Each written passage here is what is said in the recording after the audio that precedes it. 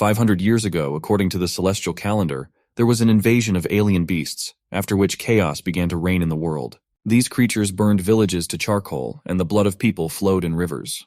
Chapter 10 of the Gods. The god of devouring could not calmly look at the destruction of the world, and he brought the gods to the lower kingdom and teamed up with the spiritual devourers to fight the alien animals. Over the past 3 years, monsters have been destroyed and wars have ended. The god of devouring was seriously injured in a battle with alien beasts and retired to a heavenly spring, but he was subject to a conspiracy. He was attacked by magic, and as is already known, when a soul is attacked, it disappears and the person dies. Fortunately, Long Dinglins retained the last piece of the god's soul.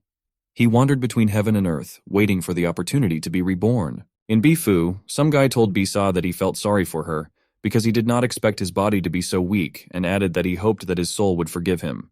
It was obvious to observers that Biyun had beaten Bisa to death. This acting really looks believable. Bisa was a loser who doesn't know how to cultivate, and Biyun is a genius and the pride of the whole family. Biyun moved somewhere, and the question arose in his mind where he was now, and whether he had been swallowed up by devilish energy. In addition, he began to worry about headaches and flashbacks. His grandfather turned to him and told him that his parents were missing, and he was very weak and unable to practice, so he shouldn't cause trouble for anyone in the family. He also added that his father did nothing for the family, and his son is a waste. Their Bai family is a famous family in the eastern continent, and he doesn't understand how they could have such a useless descendant. Some guys were watching this, and one asked if this grandfather was a master of Bai Sa. Another said that the guy is a young master, but he can't cultivate, he also doesn't have parents and is like a servant in the Bai family. Others beat him, saying that such a pathetic person could not be in the Bai family, and that he was only alive because his surname was Bai. Someone else told him that he was a waste of medicinal pills, and if he had these pills, his cultivation would have reached level 10, and that his death was the greatest contribution to the Bai family. The protagonist's spirit understood that the spiritual power of this body exactly matched his, and his soul could find his body. It seems that the memory he inherited is the memory of this body. Then he opened his eyes and frightened wondered if he was now in a coffin. Biyun sat over the coffin and told his brother that he died horribly and that his blow was truly unintentional. He said that he would like him to survive, and even if he hits him, he is ready to bear it. He also asked Bisa to walk calmly along the Huangquan road and not to follow the same path that he had already taken. After Bisa's soul returned to his body as many assumed, he stood up and surprised everyone. One of those present asked if it was Master Bisa's grudge that he had harbored, and now he had turned into a ghost. Another said that this is not true because he has a shadow, which means that he is definitely not a ghost. Biyun ordered everyone to stay behind because Bisa must be killed by his hands now. The main character announced to everyone that from today, no one will control his destiny. In addition, he expressed a desire for Biyun to pay 10 times the price for what he had done. The main character understood that although this body does not have spiritual power, his kung fu skills are still with him. Old Man Tao asked the main character where he learned martial arts and why he uses them so cruelly against Biyun. The main character asked Uncle Tao how he could secretly study martial arts. He also said that it was obvious that his son was too weak. The uncle told the main character that since he had no respect, he would have to teach him etiquette, and he attacked him with a wolf shadow. After the attack, the main character realized that he had lost all his spiritual power, and the imprisoned spiritual beast had long disappeared. The uncle said that he had to die because they didn't want to waste the coffin. Biyun said that it would be too low to kill him like this. After all, he had already received an attack from the spirit beast, and obviously would not live long after that, so it would be better if he lay here in the sun and die. Uncle agreed with him. The uncle told everyone present that all the crimes committed by the main character were punished by him, and if anyone dares to help him, he will also be punished. The main character further thought that he had finally been resurrected and his soul had moved into his body, but this natural, unnecessary body could not absorb aura, and none of the techniques that he knew were suitable. Only consuming heaven and earth is suitable for naturally unnecessary body, but practicing this method is very dangerous. But now that he has been resurrected, he must take revenge on that killer. Understanding that magic is magic to begin with, he decided that it would be enough to cleanse the body and mind, and even if he fell, then he should endlessly try to get up and absorb heaven and earth. At some point, the uncle asked if there had been such a powerful spiritual force recently that he just felt. Another told him that the illusion must have been caused by overwork, because it was unlikely that there could be a better spiritual master within 100 miles than himself. In addition, he suggested talking about business. He also said that in 10 days, there will be a banquet in honor of his 60th birthday. The owner of Isyanju and his daughter will come to the banquet. Although Master Yixiangju does not have first-class strength, his skills in making and repairing spiritual weapons are considered the best. The uncle said that he has the intention of taking this opportunity to get married, because it is a great opportunity to strengthen the Bai family, but he does not know who can carry out this important task. The interlocutor said that Yun has a great appearance, and his strength is also one of the best among young students, and asked why not let him try. Uncle Tang told Yun that during this time he had time to train, and that he should not miss this opportunity. Meanwhile, after one of the training sessions, the guys were walking, and one of them said that today's practice was really tiring. The other felt sorry that Yun was beaten by that pathetic kid. Having met the main character, one asked if he had really been killed. Another said that this guy's life is really hard, and he really didn't die. If they kill him and help Big Brother Bi Yun with his anger, then they will benefit from it. One of them began to implement the plan, but the main character repelled the attack and said that he would use it to gain the power of absorbing heaven and earth. Then the delivery man came to Bi Yun, and when he saw the girl, he said that he had delivered pizza for Master Yun. Having learned that it belonged to Bi Yun, he decided that he could try it. After tasting it, he felt that the food was very tasty. Bi Yun, meanwhile, was very hungry and did not understand why his pizza was still not there. Meanwhile, other guys began to talk about the main character, and one of them asked when he became so strong. Another replied that they had practiced and trained a lot, so it didn't matter because they could handle it. They began to attack with the help of spiritual techniques and killing blows, but they were not very successful. The main character asked if they really dared to use the water spiritual technique against him, the master of spiritual devouring. He further used the absorption of the world and the absorption of the mysterious finger, after which he said that this technique had no equal. The girl said that the disciples of the Bai family were so weak that the strength of these guys was only level 1 Spirit Eater. The Spirit Eater is divided into 100 levels, and each of the 10 levels is divided into orders of magnitude. The main character's current strength is level 15 and belongs to the second order, but he wants to restore his previous strength, but does not know how long it will take. He further decided that it was useless to think too deeply, because right now he had a lot of problems, so for now he needed to concentrate on practicing to become stronger. The old man told the patriarch that the main character must be eliminated, because sooner or later he will do something else. Besides, he had already sent people to get rid of him. But approaching the guys who were overcome by the main character, he asked them what they were doing here and where the main character's body was. One of the guys replied that last night they wanted to take care of the main character's body for him, but he didn't die and beat them badly. The old man said that this was a lie, because they were level 1 Spirit Eaters, and the wounded main character could not possibly be their opponent, because he, moreover, was alone against 4 of them. The guy said that he became much stronger. After this, the old man told Patriarch Tao that the main character was becoming more and more problematic, so he would send someone else to capture him for interrogation. Patriarch Bilu also asked Bitao to pay attention to this big tree and asked why it was broken, and after that he suggested that there was a storm last night and most likely it was he who broke it. Patriarch Bitao said that ordinary wind and rain could not break the centuries-old tree, and it was obvious that it was broken by spiritual power. In his opinion, the main character was a waste, but if he is really strong, then he should be left. Bitao agreed and thought that if the beetle turned over, it would die because it had no chance to turn over. After all this, the guys, when they see the main character, already stay away from him so as not to get into trouble. The main character understood in the meantime that although this body can practice absorbing heaven and earth, it is still too weak and looks like he needs to make some pills to restore his body. He also realized that although he knew how to make pills, he did not have the money to buy an alchemy furnace and medicinal materials. Seeing a trading shop, he went there in the hope of getting something and asked the shopkeeper how much he thought the jade hairpin he brought him might cost. The shopkeeper examined it and said that its texture was not bad, and the workmanship was also good, so he was willing to buy it for 500 taels. The main character asked how his mother's heirloom, made of fine jade, could cost only 500 taels. The shopkeeper replied that he didn't have much time to argue, so if he didn't want to sell her, he could leave. The main character said that he agreed to 500 taels and said that he would buy them back within a month, so he could leave them to him. The shopkeeper asked not to worry because this pawn shop has always been honest. After the main character left, the shopkeeper remembered that he is the trash of the B family and is a pawn, and this business, in his opinion, will develop because of people like him. He decided to take everything he had from him. Next, a girl came to the shopkeeper and asked him if he had any news.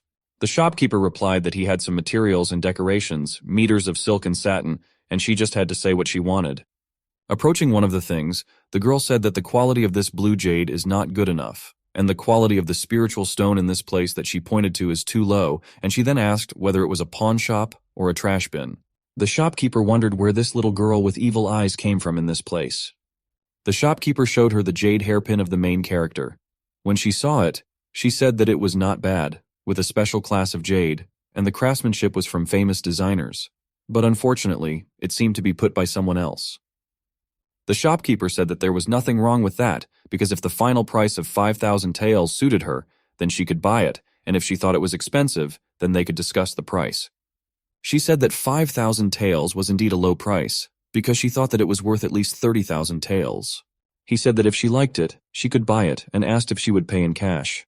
The girl replied that large banks in the city could give him money if she indicated her name, Isyanju Imiana. At some point, the main character realized that he was being followed by one person since he left the pawn shop, and most of them were sent by Bitao to keep an eye on him. Luckily, you can use them too. While passing by one of the establishments, some of his employees suggested that he look at their restaurant, which has excellent pizza with unique flavors that he can try. The main character realized that it was done attractively, and that they were probably making a lot of money. Already in the restaurant, he understood that it would be easy to deceive his pursuers, and that there was a plan for subsequent actions. It was better not to interfere for now. Having tried pizza, he did not expect that food in this world was so delicious. After the restaurant, he put on a raincoat and a mask, after which he suggested that no one should recognize him that way. Approaching the shop, he heard one girl offer the shopkeeper to take 10 silver coins. Another asked if she would buy a first-class qi pill. It seemed to him that these people were alchemists buying materials or medicines, and their number was quite large. After that, he approached the shopkeeper and then said that he wanted to buy an alchemical furnace. The shopkeeper said that this store sells 3 types of alchemy furnaces, and he asked the main character if he had chosen which one he wanted. The main character handed over 500 taels and asked what equipment could be bought for that amount. One asked him if she heard it correctly. Another said that this was not a place for poor people like him. The third said that he would not become an alchemist if he did not have money. The shopkeeper said that level 1 alchemy furnaces cost at least 3,000 taels, and then asked if he still wanted to become an alchemist, not being able to afford a good alchemy furnace and materials. The protagonist asked how a high-quality pill could be refined using advanced alchemy furnaces and materials, and then said that a truly excellent alchemist must be able to turn dirt into magic. The shopkeeper said that he had been practicing alchemy for decades, and that this place was called Zijin Pavilion precisely because he was capable of refining the Zijin rank 3 pill, and someone like him was not worthy of discussing pills with him. The main character asked if this was the only thing he could boast about. After that, he offered to place a bet, and if he made a purple golden pill, then he would give him an alchemy furnace, and if it didn't work out, then he would give him 500 taels. The shopkeeper said that it was a joke because the price of the purple gold pill was more than 500 taels, and he asked the main character what he used to refine the pill. The protagonist replied that he could make several purple and gold pills by spending only 50 taels on medicinal materials. The shopkeeper agreed and said that if he really made the purple golden pill for just 50 taels, he would give him the entire shop. The main character asked to bring him 2 sage, 2 vines, 2 linking, and a few more materials, saying that this was enough. The shopkeeper brought everything he requested and wanted to see how he could make a purple and gold pill using these cheap materials. Next, the main character asked to prepare his room and said that no one should disturb him while working for an hour. The shopkeeper said that there are only 3 formulas for refining the purple gold pill, but they have nothing to do with these cheap medicinal herbs, so he is sure that he will lose. The main character said that since he doesn't believe in him that much, then all he can do is wait and see the result. The main character understood that although he had lost all his strength, his memory remained. The purple golden pill has a total of 16 recipes, and he didn't expect that this world only knew 3, but that's even good. Most of the methods for refining the purple gold pill were not passed down from generation to generation, so he had to take advantage of this opportunity. He left the room an hour later and was asked by the shopkeeper if he needed to give him a few more hours and if his purple golden pill had been refined. The main character pulled out a box from his pocket and said that it contained fresh purple and gold pills. The shopkeeper asked if this was not a lie. After opening the box, the shopkeeper said that it was indeed a purple and gold pill and its quality was excellent. The temperature inside the pill is the same, and according to him, the main character really just improved it. One of the people said he couldn't believe it. Another asked if the owner really wanted to give this child the Zijindan Pavilion. The third replied that Bijing made a bet in front of everyone. Bijing began to apologize to the main character about the bet. The main character stopped him and said that it was just a joke, because he only needed an alchemical furnace. The shopkeeper picked up one of the furnaces and said that this was the best grade 3 alchemy furnace in their store called Freedom Like a Heart, the size of which could be changed at will. Then he asked to accept her. In addition, he asked to accept a collection of several aromatic herbs from him and said that in the future, when he wants to buy something from this store, he will be given a 50% discount. One of the other workers told the shopkeeper that by giving away these precious herbs in a grade 3 alchemy furnace, they had lost at least 200,000 taels. The shopkeeper said that this person had mastered alchemy at a young age and was definitely not an ordinary person. The service they did today, he said, would definitely benefit them in the future. Further in Bifu, the subordinate told Master Bitao that according to the spy's observations, after the main character sold the hairpin, he spent the money to eat, drink, and have fun. The master asked for continued surveillance. Yoon said that changing a country is much easier than understanding the character of the main character. The master asked if he had the courage to talk about him, because he had been training for many years and last time he unexpectedly lost to that cripple. The son said it was just an accident and he didn't know what was happening to him. Moreover, he was in a lot of pain. Father said that he secretly practiced some foreign kung fu, but he could not compare with them in terms of spiritual power. Next, the father gave his son a blue and gold pill, which he bought from Zijin Pavilion at a high price for him. The son asked why it wasn't a purple gold pill, since this pill he was giving him had a much worse effect. His father asked him to stop talking nonsense because he doesn't know how difficult it is to get the purple gold pill, and if it ruins his status, it will break his legs. The son said that he would remember this. While already at home, the main character realized that the healing power of the purple golden pill was really good, and it relieved him of old diseases in this body. He also understood that if he took the purple gold pills in large quantities in a short period of time, the potency of the medicine would be greatly reduced and that he needed to refine the other pills and take them together. The main character also realized that the seller really gave him a lot of good things, and he most likely refined a lot of useful pills. He also remembered that earthly cultivation requires physical strength, and he had a question about whether there was delicious pizza in Bifu's kitchen, which he tried earlier in the day. Entering the kitchen, the main character saw a girl chasing a chicken, whom he never expected to see there at such a time. The main character told her that although she is a beautiful maid, she couldn't even deal with the chicken. He further asked who she really was. She thought that if he found out that she was Miss Isyanju, who went to prepare food in the middle of the night and therefore caught this chicken, then she would be laughed at. She said that she is actually a new maid here, so she doesn't know much. He said that there was no need to explain further, because she was lucky to have met him. After he prepared the food, she asked if he was a chef. He answered in the negative and said that for him it was nothing. He also realized that the delicious food he ate today was memorable to him, and he subconsciously reproduced it with divine power.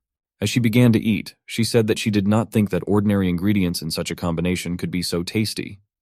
She tried all the dishes from different countries, but this was the first time she felt happiness from food. He asked how she could taste all the food in the world while being a maid. She replied that she used to work as a waitress at Wanxianglu, so she tried a lot of delicacies. After he had eaten with her, he fell asleep, and she thought it all was funny. Then she thought out loud that she needed to return to the guest room as soon as possible, because if her father recognized her, it would be bad. At that moment, the father came in and asked her what he should know about. He also asked if she really went into the kitchen of the owners of the house in order to steal food. She replied that it was for him and because he practices Tai Yi Shumenjing, and the practice of this technique requires enormous physical endurance. He said that she always has some reasons and he is already used to it. She went on to say that she thinks B's family is so wonderful and she wonders why he wants to please them. He replied that he had a close relationship with one of the disciples of the B family and was informed that the head was interested in marrying her. She said that if they want to marry her off, it depends on what they can offer them. He said that if she doesn't want it herself, then there's no need. He just wants her to be happy. The main character woke up in the morning and realized that he had slept all night in the kitchen, and the question arose in his mind, whether it was really the girl who covered him with a blanket. Next, he thought that since she should be somewhere nearby, he would still have a chance to see her again and repay her debt. At that moment, some guys came in and one of them asked what he was doing here on the birthday of their patriarch. Another said that the gym was still short of manpower, so he should go and help. The main character turned around and asked them if they really wanted to force him to do something. After they recognized him, they got scared, and one apologized and asked him to make himself at home. The other answered his question that they did not dare force him or say anything. Then they left the kitchen and one asked what was the matter, because he was a soft-bodied shrimp, but now he seems to have completely changed. Another suggested avoiding him in the future. Further, the patriarch thanked everyone who came to them today and especially expressed gratitude to Mr. Izyangju and his daughter. Father Isyangju told the patriarch that he was too polite and he asked Imianu to go and congratulate Senior Bai. She approached the patriarch and said that she wished him a blessing similar to the East China Sea and longevity like Nanshan. The patriarch said that she was not only beautiful, but also eloquent, after which he asked if she had a husband. Her father answered for her that she was still too young and had not yet thought about marriage. The patriarch said that in his Bai family, there are many young talents who are not yet married, and he asked how about taking advantage of today's birthday holiday to arrange a marriage. At that moment, she realized that he was a cunning fox, and the question arose in her whether she would lose face if she refused him now. Her father said that she was very beautiful, and in recent years, many famous and rich businessmen and famous foreign families came with marriage proposals, but she rejected them all. Among them, according to him, there is even Huang Duoduo, the prince of the Shangtian Empire, Seron, the son of the patriarch of the Western Iron Clan, and many others. The patriarch said that he understood this and asked Mr. Izyangju if he thought that the Bi family was not so famous that they would not even get a chance. Imiana told the patriarch that he had misunderstood, and that the fact was that she had once promised that if anyone could handle the spiritual artifact in her hand, then he would become her husband. Seeing the white spirit artifact, the patriarch said that it was a low-class artifact that even a spirit eater below level 10 could activate, and asked if it was a joke. She replied that she never breaks her promises. One of the guys asked if such a thing exists in this world. Another said that even she can activate a trivial white artifact. The third asked if he could really become her husband. An argument began among them, and Bi-yun intervened and stopped it all. Next, Bi-yun approached Imian and said that he wanted to try. She said she didn't mind. He also asked her if she was really in love with him, because he noticed how she was so embarrassed that she did not dare to speak about her feelings. The patriarch asked his son what he was digging around there. The son replied that he used the spiritual power of his entire body, but nothing happened. Imiana said that someone else could try after him if they wanted. After trying everything, she said that she doesn't look down on the brothers, but unfortunately there is no one who is destined to do so. At that moment, the main character asked her if she would allow him to try this. She asked if he had lied to her, and that he was actually from the Bi family. He asked if she had said that she was a new maid. Then he said that they were even now. The patriarch asked the main character why he came, after which he asked him to kick him out of here. The main character asked the patriarch why he, having the surname Bai, could not also try along with everyone else. After this, the patriarch allowed him to try because anyway, everyone except him had already tried to do it. The master said that if he could do this, he would write his name backwards. Bi-yun told the main character that although he has the surname Bi, he is trash, and if he fails to do this, he will lose the authority of the Bai family. The main character asked why don't they make a bet, and if he doesn't succeed, he will immediately leave the Bi family, and if he succeeds, he will bow to him and apologize. Bi-yun agreed and said that if he wins, he promises that he will do it. The main character understood that these people had never seen such artifacts, and they did not even know about artifacts like the Royal Seven Colors. This spiritual artifact continuously improves as the owner's power increases, but its awakening requires special formulas, and as the god of devouring, he knows how to activate it.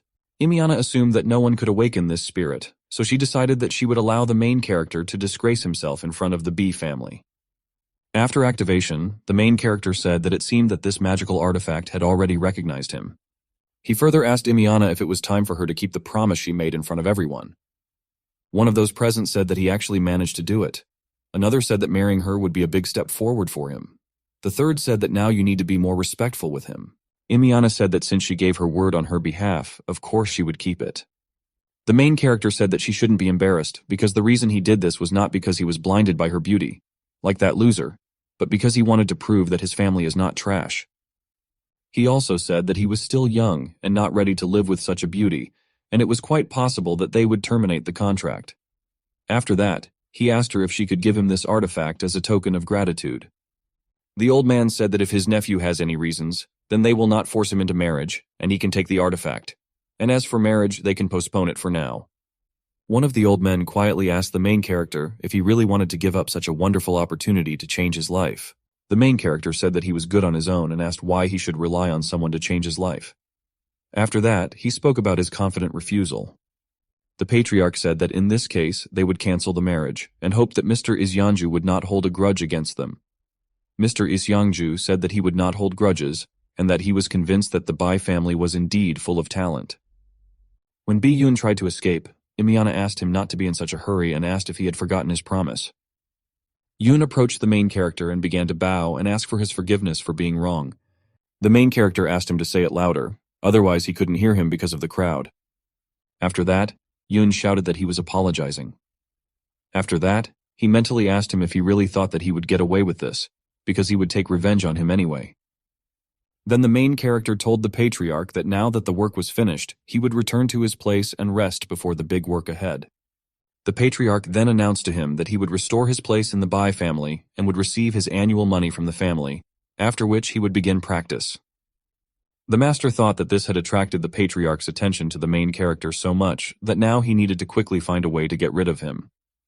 The next day, Imiana approached the main character and said that she had been looking for him for a long time, and all this time he was lying on the ground in the fresh air. He asked her if he had learned the wrong information that she was leaving today. She asked if he wanted to accompany her. He replied that her father didn't really want to give her to him, so he'd better not get close to her. She said that she has no friends, and since he is her first friend, she wants to give him a hairpin so that he will remember her. The main character saw the hairpin and asked if it was the same hairpin that he had taken to the pawn shop. She said that this was unexpected for her, and it turns out that this thing is being returned to the owner, because she bought it at the pawn shop. He said that if so, then the hairpin could remain with her, because she had already given him a spiritual artifact. Having also heard a promise to pay for everything at the next meeting, she said that this was a good offer, but first he must become stronger in order to take this hairpin from her. He agreed with her. She also invited him to take the very pills that she handed him, because the Bai family was in danger, so he had to be careful. When he saw the bloody toad pill made from clam blood, he said that it was too expensive a gift. She said that this was her investment in him, and when he became stronger he would have to return it to her twice as much. She also said that the green mountains stand still, the rivers will flow for centuries, time will pass and they will meet again.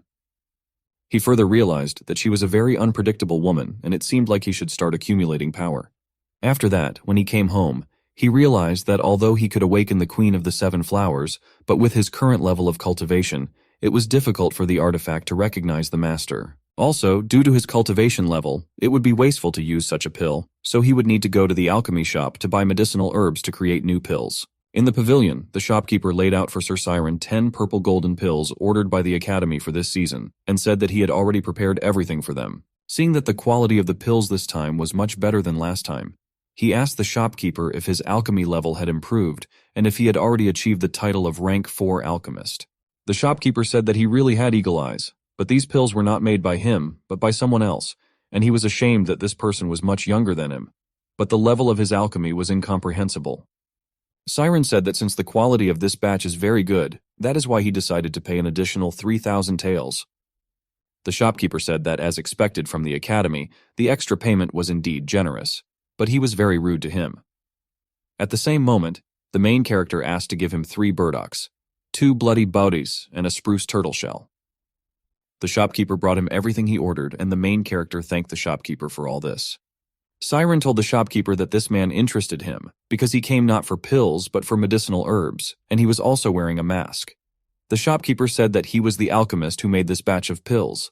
Siren thought that he needed to get to know him, because in their city such masters are considered rare.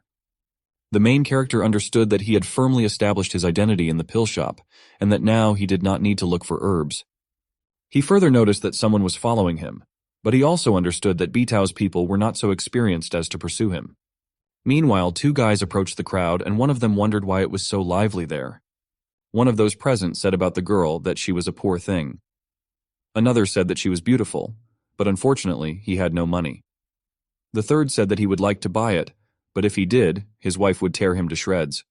Another one of the guys decided to ask the girl how much she was selling for. She replied that as long as the master is willing to pay 100 taels for the funeral of her father, Xiao Luo is ready to serve the master and will never go against him. One of the guys came up to her, took her hand, and said that he would buy a thin wooden coffin for a mass grave, and that she did not need to be his girlfriend, but just be his concubine. The main character asked Bi Yun if he would do the same if he were to bury Bitao. He also said that it was better for him not to save money and go buy himself a concubine, leaving this girl alone. Bi Yun asked him better not to interfere with him.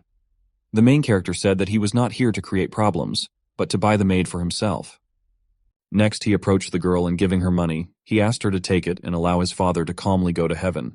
She took the money and thanked him. Bi-yoon said that he came first and asked why he was coming here. The main character said that everyone was watching as he gave her more money than him, and naturally, she should be his. And for those 12 taels that he gave her, he can bury his father. Bi-yoon decided not to let him destroy him and decided to fight the main character, and he, in turn, also using his power, did not wait for him to kill him. After Bi-yoon was thrown away from the main character did not understand why this happened, because he was not defending himself now. Then he remembered the spiritual artifact, and the question arose in his mind whether this could be his power. Bi-yoon asked Bi-tung and Bi-xiao to teach the main character a lesson so that he would not do this again. One of them told the protagonist that since he attacked a brother from the same family, he should not blame them for being rude to him.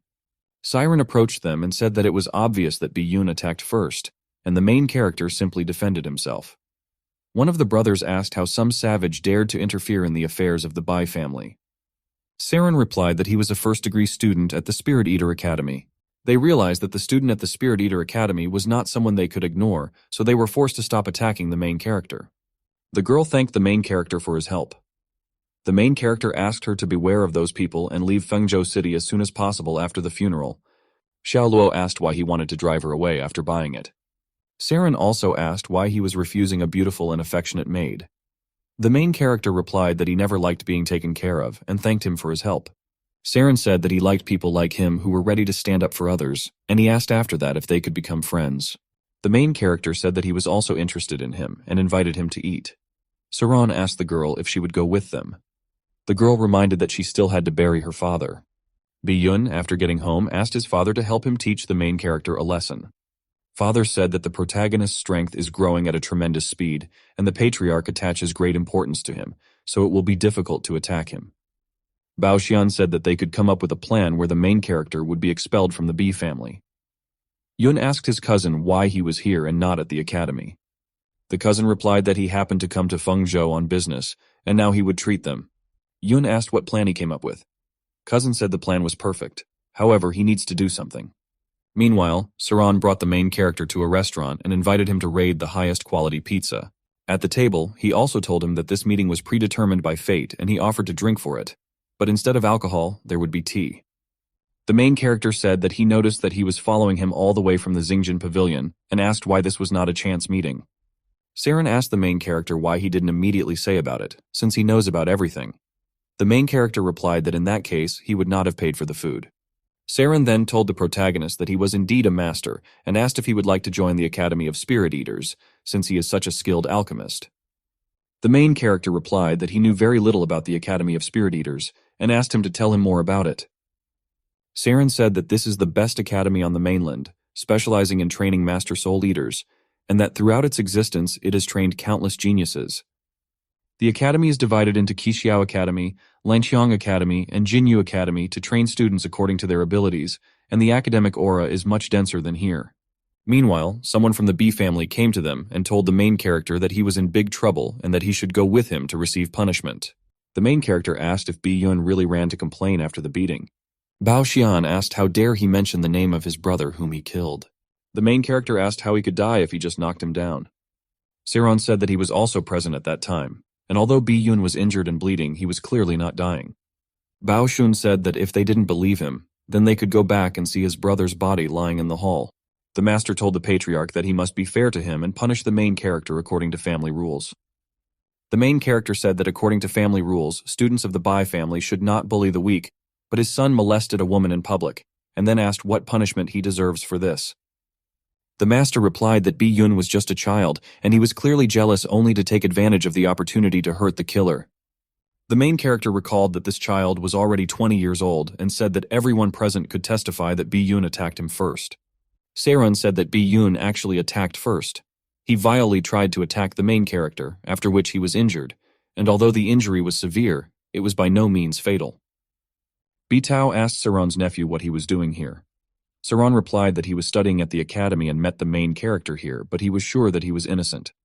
The master said that in any case, Bi-yun's death is connected with the main character, and asked if it was possible that people from the academy would be more partial to the head of the family than to the descendant. The head replied that if it is confirmed that the death is connected with the main character, then he is allowed to be killed at that very second, or prohibited from using the skills, and in accordance with family rules, expel him from the house. The main character said that he has medical skills and asked permission to check the body, and if he really died, then regardless of the reason he would accept the punishment. The master said that since his son was lying here, he could check it right now. Sitting down to the body, he said that there was no pulse, no breathing, and the body was cold and devoid of vitality. Next, the main character asked if anyone would mind if he fed Bi-Yun a pill. They asked him what kind of medicine it was. He replied that this tablet helps cleanse the liver and intestines if they are not working well. Uncle forbade it.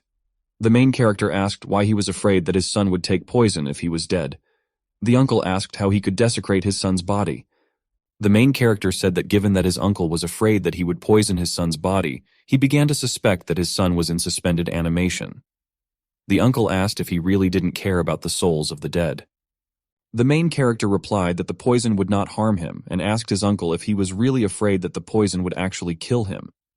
The uncle asked the patriarch if he really wouldn't stop the main character and if he really thought it was right to desecrate the body of the deceased. The patriarch replied that he would not show favor to anyone, but he would also never allow anyone to be offended, after which he allowed the protagonist to feed Yun the medicine. The master said that if he dared to harm his son's body, he would destroy it. Saren said he studied types of suspended animation in college and asked if they would allow him to examine the body. The patriarch said that he had no objections. The master had no choice but to allow this too. After Saran began, the main character had questions about why the aura of this spell was similar to the devastated soul that killed him, and whether the person who killed him had anything to do with the Spirit Academy. After Bi-Yun came to life, one of those present asked what was going on here. Another said he was having some kind of déjà vu. A third added that first the main character, now Yun, and then asked if resurrection has become popular. Saren further said that although this technique of suspended animation is magical, it is prohibited from research and use by the college due to its strong side effects. The master asked what we were talking about. Yun then crawled into his father's arms and said that he was an invincible spirit eater, that he had hemorrhoids, and that people wanted to drink grandma's hemp. Saren answered the master's question that he meant that loss of consciousness and dementia are incurable. The master asked his son what happened and whether he really didn't remember his father. Yun asked his father if they were really trying to frame the main character using suspended animation, and if they had already done this. The master replied that this was a lie. The protagonist told the patriarch that it seemed that the truth in this matter had become clear, and Uncle B. Tao was abusing techniques to frame his family, and asked what the punishment for this was according to the family's rules. The patriarch replied that as for the punishment, seeing that Yun had become crazy, he and his father's cultivation would be destroyed, and they would also be expelled from the Bai family. B. Tao asked, for the sake of his many years of devotion to his family, to spare him this time. The master asked the patriarch for forgiveness, but he said that he would not forgive him, and that he should blame himself for his greed, after which he began to attack him.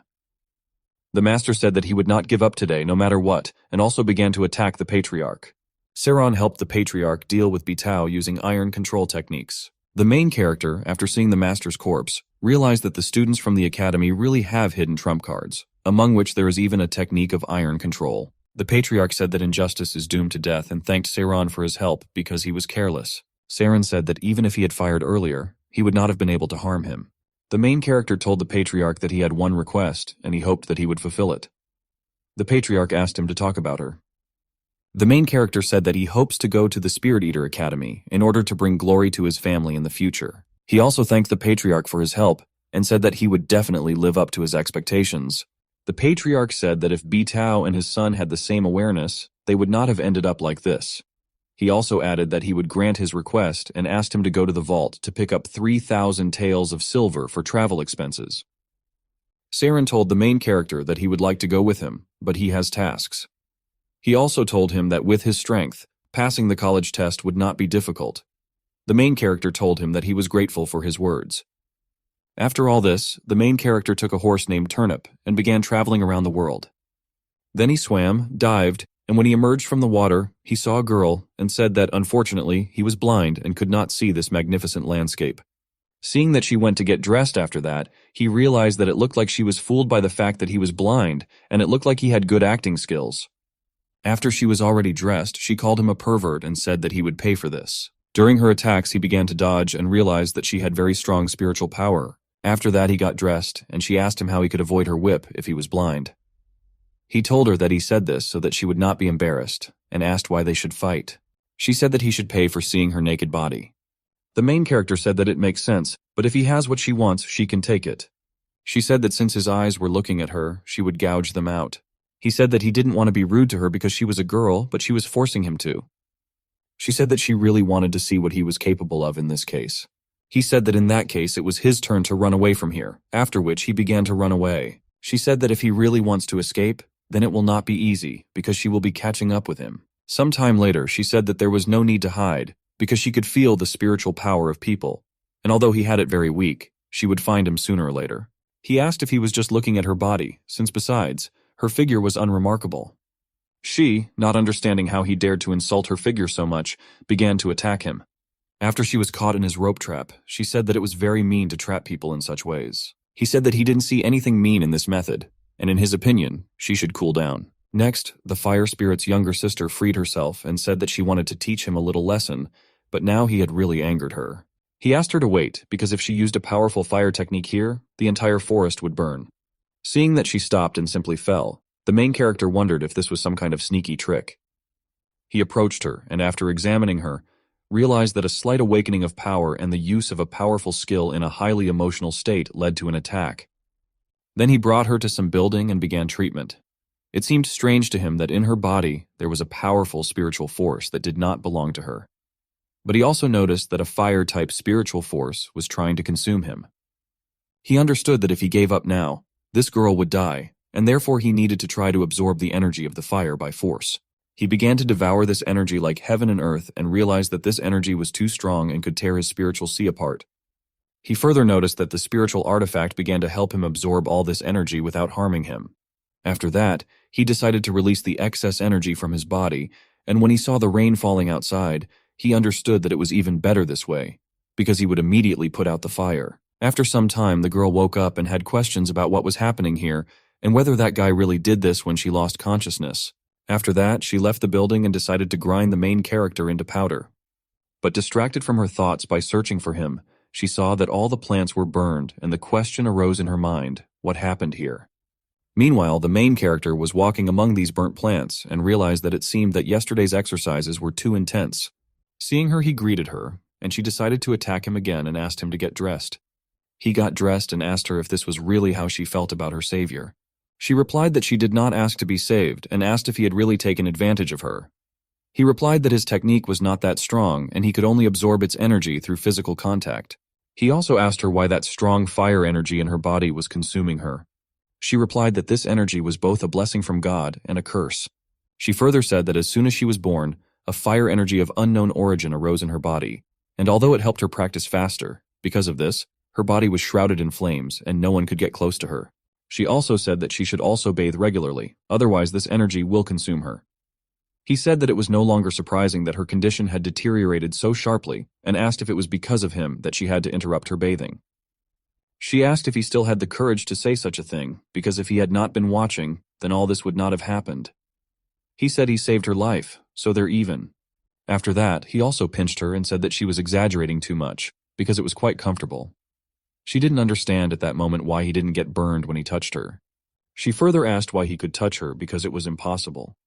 He asked her if it could be because he absorbed the energy of the flames in her body and then almost got burned. She asked me not to touch her face anyway. He said that her character was so cruel and arrogant that even if her body temperature was normal, no one would dare to approach her. She said that a lot of young talents were interested in her at the Spirit Eater Academy, but she didn't like him, so she asked him to leave. He said that he came here to take the entrance exam to the academy and asked if she was against traveling together. She said that the entrance exams for the Spirit Eater Academy are fiercely competitive, and even being smart won't do much to help you pass them. He said not to underestimate him. She said that the entrance exam required the candidate to have a contract with a spirit beast, and then asked if he had already made one. He said that he didn't really sign the contract because it was a bit of a hassle. He also remembered at that moment that a spirit eater could have no more than 3 contracts with spirit beasts in his life. She invited him to take a reward for his salvation. He asked if this was the nailing stone. She said that given his knowledge, the nailing stone could be used to enhance other artifacts and imprison spirit beasts. She also advised him to find and imprison the spirit beast before reaching the college. He understood that although this girl's strength was mediocre, she was skilled in manipulating spiritual power. Then they saw something very fast and she asked what it was. He replied that it was a spiritual beast. At the same moment, he remembered that a contract with a spiritual beast could only be concluded while hunting it. He also said that someone was trying to kill the spirit beast, but he injured it, and the injury was quite severe. She noticed that he was very attentive. He understood that his speed was outstanding, and he possessed lightning techniques that were considered the best among the rest. Now the best option is to enter into a contract with this beast, because at the moment this is his limit. The girl said that he was very lucky, because he was a lightning cat with different eyes made of gold and silver. She said he was trying to escape and advised him to catch him. He said that he never left anything out to his advantage and started using the techniques. The girl saw the perfect fusion of spiritual techniques, and the question arose in her mind, how many more secrets does this guy have? At the same moment, a man approached them and asked how they dared to approach the delicacy. The main character asked him if he was opening a restaurant, talking about the delicacy. The girl said that the Gourmet Club is a dark organization that relies on killing spirit eaters, using their skills for self-improvement, and robbing spirit weapons. This man said that he chased this cat for 7 days and nights before seriously injuring it, and they are trying to steal it from him. The girl told him in response that he was not the kindest person, so getting rid of him was considered a matter of duty. She also understood that the main character was 5 levels below this person, and he had not yet entered into a contract with the spirit beast. She wondered if he was going to fight him head-on, given all this. The main character said that the word delicacy sounds good, but he did not expect them to do evil. This person further attacked the main character and said that this is the fire flower technique that he worked hard on for half a year, and once in this array, you just need to wait until he is cut into pieces. The main character said that he sees nothing wrong with the spiritual energy materializing. The girl asked if there was a way to get out of this if he was so calm. The main character told that person that there was no need to show off such a pitiful array, because even though he only had 15 levels, he could easily break it. Seeing the bloody toad pill, this person realized that the protagonist actually had high-rank pills. The girl also understood that this was indeed a rare pill, but with his current cultivation base and after taking it, his spiritual energy in his body would overflow and simply explode. The enemy, seeing that the main character ate the pill, told him that he was an idiot, because such an excellent pill was wasted. The girl noticed that he was really able to stabilize the energy and did not understand how he managed it. Next, the main character was able to hit the enemy, despite the array, which was supposed to deprive him of his hand in the process. The girl realized that although it did not look like all his strength, it was clearly beyond the limits of ordinary practitioners. After the destruction of the formation, the main character approached the enemy, and he asked him how he dared to hit him and whether he knew who he was. The main character asked him to get up. The main character went on to tell him that he doesn't care who he is because he beat him up because of his abusive behavior. It also doesn't matter to him how long he chased the cat, because the winner will get everything, judging by his principles. The enemy said that he really was wrong and recognized him as a senior, after which he asked to let him go. The main character said that he must pay for this before he lets him go. Next, the main character took it and began to look at how much this guy was carrying with him. Seeing all sorts of ingredients and so many pills, the main character asked if he collected all this himself. The enemy did not answer, but only laughed. The main character continued to look at things, describing them.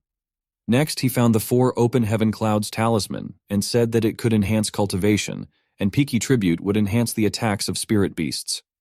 The girl was even more surprised because she knows nothing about these artifacts. She also realized that he had keen eyesight and high knowledge. At this point, the enemy decided that they should pay for going through his things. Next, the enemy used a needle soaked in bone-drying poison. If you poison a person with this poison, his insides will gradually burst and all sorts of blisters will appear on his skin. It's very painful. After piercing the main character's leg with a needle, the enemy began to run away, saying that he would never forget this and would take revenge on him again. The main character said that he didn't want to kill him. He further decided that he must have an antidote. Having found it, he said that he would look at the rest slowly when he got there. The girl asked where his spirit beast was. The main character replied that he was already inside him. The girl understood that a spatial spiritual weapon can store objects in itself, but living beings cannot be stored in it. She was also wondering what other pills this guy had. 3 hours later, the girl led him to Mount Bisheng, on the top of which there is an academy of spirit eaters. The main character said that this is a good place for cultivation, because the mountain is shrouded in silver clouds with a pleasant breeze. On the way to the top, they met some guys, and one of them said that if they want to climb the mountain and register, they should at least defeat them, but if they don't have a spirit beast, then it's better for them to leave here. Another one of the guys said that the Academy of Spirit Eaters is considered the best in the world, where only true dragons can enter. The main character asked if this was the first test. The girl replied that this was just a preliminary check to eliminate the smart people who came without spirit beasts. He said it sounded like she thought he wouldn't pass the test. She asked him not to come close to her. He asked if she would agree to become his subordinate if he could pass the test. He asked not to misunderstand him, because he just heard her say that many people were chasing her, but if she became his subordinate, they would simply give up and stop following her. She asked if he knew who she was, daring to suggest such a thing. He asked who she was. She said that she would agree with his argument, because he would still fail the test. He then announced his name and added that he had come here to register for the Academy of Spirit Eaters. One of the guys told him that he heard him talking to Sister Long, and not only did he not have a spirit beast, but he also began to lay claim to his sister's beauty, and this was simply insulting. Sister Long told Zhang Daj that it was definitely not necessary to kill the main character. The main character said that he did not want to show it, but apparently he would have to, and he asked the nailing stone to free him from the shackles of his spiritual beast. Seeing the shadow wolf, they decided to kill it, because it is not a beast, but a monster that uses black magic. One of the guys further thought that the main character really knows great master-level spiritual techniques. The main character asked Daju if he could now see his spirit beast. The girl said that he didn't use any artifacts, but the attack was extremely strong. Daju asked the protagonist if he really killed his spirit beast. The main character asked if he really believed that a spirit beast could be an animal. After that, he said that it was just a serious injury, after which he could take him away, and in 2 months he would recover. Daju asked his brothers to kill him and take revenge on him. Chiron approached Daj and asked if, after being defeated by a newcomer, he really refuses to accept defeat and is trying to defeat him with a crowd, and if he is not ashamed. Meanwhile, everyone froze and everyone's feet turned to ice. The main character understood that it looked like these were not ice techniques, but the ability of a spiritual beast that he could not see. Daju told Chiron that his shadow wolf was killed by him, and he couldn't just forget about it. Chiron hit Daja and asked him to shut up, because if he could not defeat him, then he must now endure it. Next, he introduced himself to the main character and said that he was Xiao Chiron, who was the deputy of the senior 3rd year of training at the Spirit Eater Academy. The main character greeted him and asked if he would let him through after all this. Chiron replied that he could deceive others with a little trick, but it would not work on him, and asked if his beast was an image of the soul. He also added that he cannot let him pass further because he sees that he came here in order to fool the entire academy. The main character saw a silver fox and realized that although the energy of lightning can restrain flight, it is just an image of the soul that requires energy. The girl understood that Xiao Chiron should be feared, because he was instantly able to make a block of such ice without water. If this continues, he may die, and then she will definitely have to help him. At some point during the battle between Chiron and the main character, Chiron froze and it began to snow. At this moment, Ji Huangyi, who is one of the 8 spirit generals at the Soul Eater Academy and a master of ice techniques, arrived at the site. After arriving, he asked the main character if he would like to become his personal student. Then Chiron freed himself from the ice and the teacher asked him what he was up to. Chiron replied that now that he stopped him, he will not do anything else, because he realized the mistake and asked for forgiveness after that. He also said that the main character has outstanding talent, and he is glad that he is favorable to him. The main character told the teacher that he did not agree with his decision, because he had not yet passed all the tests, but had already been accepted. The teacher asked why he refused to become his student. The main character replied that the reason was that he was not suitable for the role of his teacher. The main character also asked not to misunderstand him because according to him, simply no one in this world has the right to be his teacher. The teacher laughed and said that this was indeed a serious reason, but he also has reasons for taking him on as an apprentice. He further added that he could allow him to enter Qianling Cave, where he could make a contract with the spirit beast. Sister Long answered his question, "What kind of cave is this, that there are a lot of rare animals in it, which the teachers of the academy have been capturing for 1,000 years, and that this is a secret place, so no one knows about it?" Chiron reminded the teacher that according to the rules, only students who received an A grade in the annual assessment can enter there. The teacher said that the principal once awarded him a chance to enter there, but he had not used it yet. The main character thought that if he could get a spiritual beast in this cave, it would significantly save time, and also being accepted as a student would save him from unnecessary problems at the academy. The main character eventually accepted the offer and the teacher asked to follow him. The teacher brought him to the elders and told them that this was his personal student and he needed to check his level of strength. Arriving at the place of inspection, the main character saw and realized that this place was truly worthy of Academy Number 1, because it was truly a magnificent building. The girl told the teacher that she had something to do and asked permission to leave. The teacher allowed her to do this. The main character asked her not to forget about their argument that they had recently. The teacher told the main character that Long Xia is a hot thing who is a famous person in the academy, and he is the first one to talk to her like that. The main character told the teacher that he was exaggerating. He further asked why he chose him as a student. The teacher replied that he reminded him of someone he didn't want to talk about yet. He further suggested that they first answer him at the hostel, and they ended up going there. After this, already in the hostel, the main character had a dream in which he was given the last chance to join them while remaining alive. He told them in that dream that the three of them killed the devouring god and their comrades for the sake of the god's spiritual weapon, and while he was still alive, he was not going to allow him to even touch it. He was then killed, and he woke up wondering why, after so much time, he was still having that nightmare. 6 gods died, and only one soul descended to earth for the sake of rebirth. Because he accidentally discovered a spiritual weapon, he became the only one who remembers the past. A girl knocked on the master's door and said that she had only been away for a month, but he had already accepted a student, and since everything had turned out that way, she wanted to meet him to find out if he was worthy of being her younger brother. She also said that her father asked to bring her tea, and even knowing that he does not accept gifts, she asked him to accept it. He accepted and asked what happened to the things he asked to find. She replied that she had looked at Yixianju's product lists over the past years and did not find the items he mentioned. The master wondered if it could be that the spiritual weapons of the gods, which they had scattered across the earth, were lost in the desert. She also said that she had one artifact, and although it was of a low level, it was most similar to what he described to her. The master asked her where he was now. She replied that she gave it to a friend, and added that the appearance of that artifact was completely different, and most likely it was not what he was looking for. He said that he also wanted to believe that this was not what he needed, and asked her to return and rest, and tomorrow he would introduce her to her younger brother. She said that as a junior, he should take the initiative and meet her himself because she doesn't want to go to him herself. She had a question whether this person was more talented than her, because she had to try so that the master would accept her as a student, and the master himself would accept this new student. The main character discovered that there were restaurants at the academy, and he flew to Pizza Hut, and, having taken some very tasty food there, decided to return back to the hostel. He further noticed that someone had dared to sneak into the academy. He may be commended for his bravery, but he may be a pickpocket. He decided to further catch up with him and stop him so that he would not be able to do anything bad.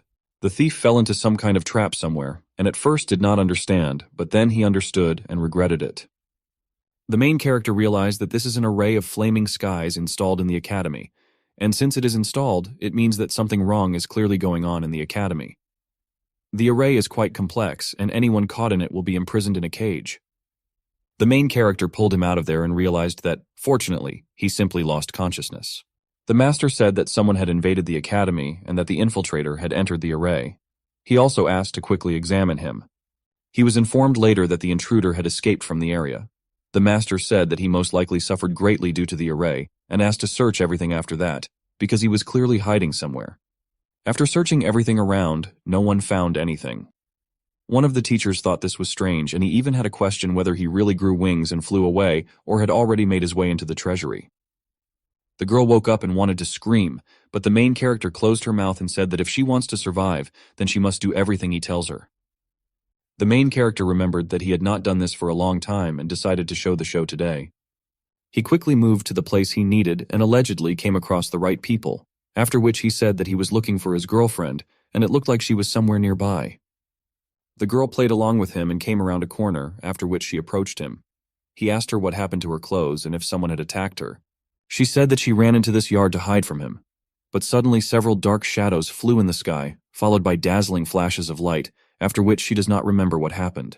Bao Xiaoyu asked to stop this performance and said that he had never seen the two of them at the academy and was wondering who they were. The main character asked if he really didn't want to live, since he dared to doubt the disciple of Master Ji Shuangyi. Bao Xiaoyu replied that he did not have a personal disciple like him. One of those standing behind said that he heard that the teacher came down from the mountain today specifically to accept someone as a student. One of the subordinates told the boss that it looked like a normal date, and that it looked like the real intruder had already run away.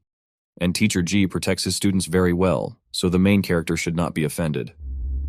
They apologized to the main character and the girl and allowed them to pass, after which they went. The main character asked the girl if she knew that there was a forbidden place there. She replied that the academy's greatest secret was kept there. The girl attacked him, and he asked if she still wanted to kill him even after he saved her life. She said that he humiliated her, and everyone who humiliated her is already dead. Now she is wounded, but someday, according to her, she will take revenge on him.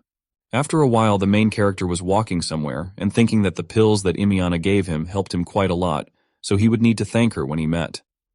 The master approached him and asked where he had been. The main character replied that he went out to eat, but got lost when returning. The master said that the Academy of Spirit Eaters had many secrets, and if he did not want to get into a bloodbath, then it was better not to delve into them. Next, he gave the main character a letter from his older sister who wants to see him tomorrow. The main character said that by looking at the map from the letter, he could say that he would have to go through several mountains, after which he asked what exactly his sister wanted from him, forcing him to follow her to such a distance. The master replied that he did not ask her what she wanted from him, but she asked him to be careful. The next day, he got to the indicated place and said that most likely it was somewhere here, and since she chose such a place, it means she has some plans for it. He shouted to her, and she said that shouting in the territory of the gray-haired mountain gorillas was a bad idea, but if he wants to be her younger brother, then he must pass the exam. She understood that an adult gray-haired gorilla was equal in strength to a level 10 spirit master, and although they would not kill him, it was enough to intimidate him. Although the main character did not hear her, he himself already understood that this was the territory of gray-haired mountain gorillas. Assuming that his sister wanted him to fight them, he decided to leave them. While he was dealing with the gorillas, she found a lot of blood crystals in the cave, from which good spiritual weapons could be forged. But what she next saw in front of her was a golden-haired gorilla with a strength comparable to a level 30 spiritual master. Having settled scores with the gorillas using a lightning chain, he decided to settle scores with his hospitable sister. Coming out of the cave, the sister was surprised because her brother was able to get rid of all the gray-haired gorillas and remain unharmed. Seeing his sister, the main character said that the world is so small that he did not expect that they would have one master. She said they don't have time to remember the past now. Seeing the beast, he asked if she had really brought a golden-haired mountain gorilla to check on him. She answered negatively. He asked her to stand behind and realized that this gorilla was bypassing 100 gray-haired gorillas, and with his current cultivation, he clearly could not defeat her, despite any strong desire. After that, they jumped into the water and he told her that she needed to hold on to him because the current here was too strong. Then they were carried away somewhere and he asked her what kind of place it was. She replied that in fact they ended up in the Qianling cave, and it turns out that, in addition to the main entrance to the academy, there is another one through the underground rivers. The main character went further, and she told him that Qianling is the center of the academy and he will not be able to get here without permission, so he should not go further. The main character asked if she was going to leave from here through the same river. He also told her that the master promised him that he would take him here to search for a contract spirit beast, so he would take the opportunity to find a suitable one. She said that there are animals here of at least yellow level 5 and above. She also added that the rougher he goes, the stronger the beasts will be, and he, like her, will not be able to catch the local spiritual beasts with the current cultivation base. She also said that from above there are 4 spiritual kingdoms. This is the Heavenly Kingdom, the Earthly Kingdom, the Mysterious and Yellow Kingdom. Each of them consists of 9 stages. Also, all spiritual beasts are divided into 10 attributes. These are gold, wood, water, fire, earth, wind, thunder, ice, light, and darkness. Different attributes can complement each other or, on the contrary, can weaken the effects depending on the combination. The main character said that he understood everything and asked what level she thought the beast behind her was. She turned around, saw and said that it was a frosty giant anaconda from the Yellow Kingdom with level 6. Meanwhile, the student came to one of the masters and said that she did not have enough strength to penetrate the secret room. He reminded her that he had told her to wait for the moment, but she had rushed and almost ruined his magnificent plan. He further said that Zhengyu Palace needs a batch of high-level spirit beasts, and the Spirit Eater Academy has excellent specimens, so it should immediately find out the whole situation in Qianling Cave. She didn't understand how she was supposed to get to this holy land of the Spirit Eater Academy. Meanwhile, Imiana and the main character were dodging the anaconda, and she said that although this anaconda is level 6 yellow, it has very strong armor. It seemed strange to the main character that this anaconda was very cunning and intelligent, and he even had a question whether this was really the effect of the Qianling cave. But first he decided to figure out a way to deal with her so as not to attract the attention of other spirits. Next, he asked Imiana to divert her attention because he needed a little time. She remembered that since she is the older sister, she must protect her younger brother. After these thoughts, she activated her 6-winged spiritual butterfly mind nebula and began to distract the anaconda's attention. But the protagonist's plan failed, and he further said that as long as the beast's spiritual armor is active, no attack will work. Based on this, he decided that if they wanted to defeat the beast, they would first need to block its flow of spiritual energy. He then used the chains that bound the spirit and destroyed it. Due to the cold, the anaconda's body eventually shattered and instantly turned into ice. The protagonist said after that if if she were to fight another spirit beast, if she lost, she would freeze it with her body, so in his opinion, she was truly a terrifying opponent. Then some animal fell out of the ice, and the sister said that most likely it was the cub of another spiritual beast, whose parents were killed by an anaconda, and since it did not freeze because of the corpse, this means that it has a fire attribute. The main character said that his eyebrows are like clouds, his eyes are like the blue sky, and his mouth is graceful, with which he can swallow mountains and rivers. At that moment, a question arose in his mind. Could this really be Tunmul Shenchu from ancient legends? According to legend, in the battle between gods and demons, Tunmul Shenchu swallowed 100,000 demons in one gulp, and therefore the gods could not decide who won, and although now it is just a cub, it is the ideal spiritual beast for him. At this moment, they were asked who dared to enter Qianling Cave. The main character said that they were looking for a way out of Qianling Cave. The sister asked if they knew where the exit was. The questioner said that this is a good opportunity to teach him a lesson for last time, because he escaped him that time, but this time he will definitely not escape. The master approached them, and he told him that he met the main character on the way here, and he poisoned him using a vile method. The master said that if such people still exist, he will deal with them. The children of rich families at the academy have created a high society, and they all enter there. They also try to exclude such ignorant students as him. The main character did not understand what the connection was between high society and the gourmet club. The sister asked him to open his eyes wider and look carefully at who was standing in front of him. About the main character, she said that this is her younger brother, and that he should not go against them. Jiang Wanli said that Xiao Churan told him that there was a newcomer whom Ji Shuangyi accepted, even though he did not have a spirit beast. At this moment, the main character took the animal and invited it to be his spirit beast and enter into a contract. Sister asked if he really chose him as a spirit beast. In her mind, she wondered if he knew the importance of choosing a spirit beast for spirit eaters. The enemy laughed and said that he thought that he was going to look for a strong spirit beast and run away from them, but he chose some unknown beast that was not yet old enough to fight. The main character mentally told the animal that he actually had to use spiritual power to conclude a contract, but it turned out to be not so simple. One of the guys said that he was a fool and that now he would show him what a real spiritual beast is, after which he summoned a fiery hyena from the Yellow Kingdom with level 7. The guy who poisoned the main character said that he went a little too far, because suddenly he died. Jiang Wanli replied that in this cave, no one would know that he was dead. The main character, repelling the attack, said that since they dared to attack them in the Qianling Cave, then they really were scum. One of the guys asked how the main character could resist such power and repel attacks. Another said that in that case he would try something else. The main character said that there would definitely not be a second time, after which he began to attack them. But a dark mantis from the Yellow Kingdom with level 7 intervened in their battle. The enemy asked his other assistants to attack him together, because in his opinion he should not withstand such pressure. The sister said that they really were scoundrels, because they definitely lost their pride, since they decided to attack 2 against 1. She also said that in this case she would not stand aside. The main character told his sister that she didn't need help because he could handle it himself. At some point, the protagonist's spirit beast fell out and he jumped to it and said that it was his partner, so he would not let anyone harm him. Then an explosion occurred, and one of the enemies said that it was too strong, and that most likely even his corpse turned to ashes from such a powerful explosion. But a little later, one of the enemies said that he was able to defend himself with the help of a barrier that he managed to build around himself. Another said that his spirit beast did it, but such a barrier could have been created by a beast of at least level 9 of the Yellow Realm. The sister breathed a sigh of relief, because she did not know how she would explain this to the master in the event of his death.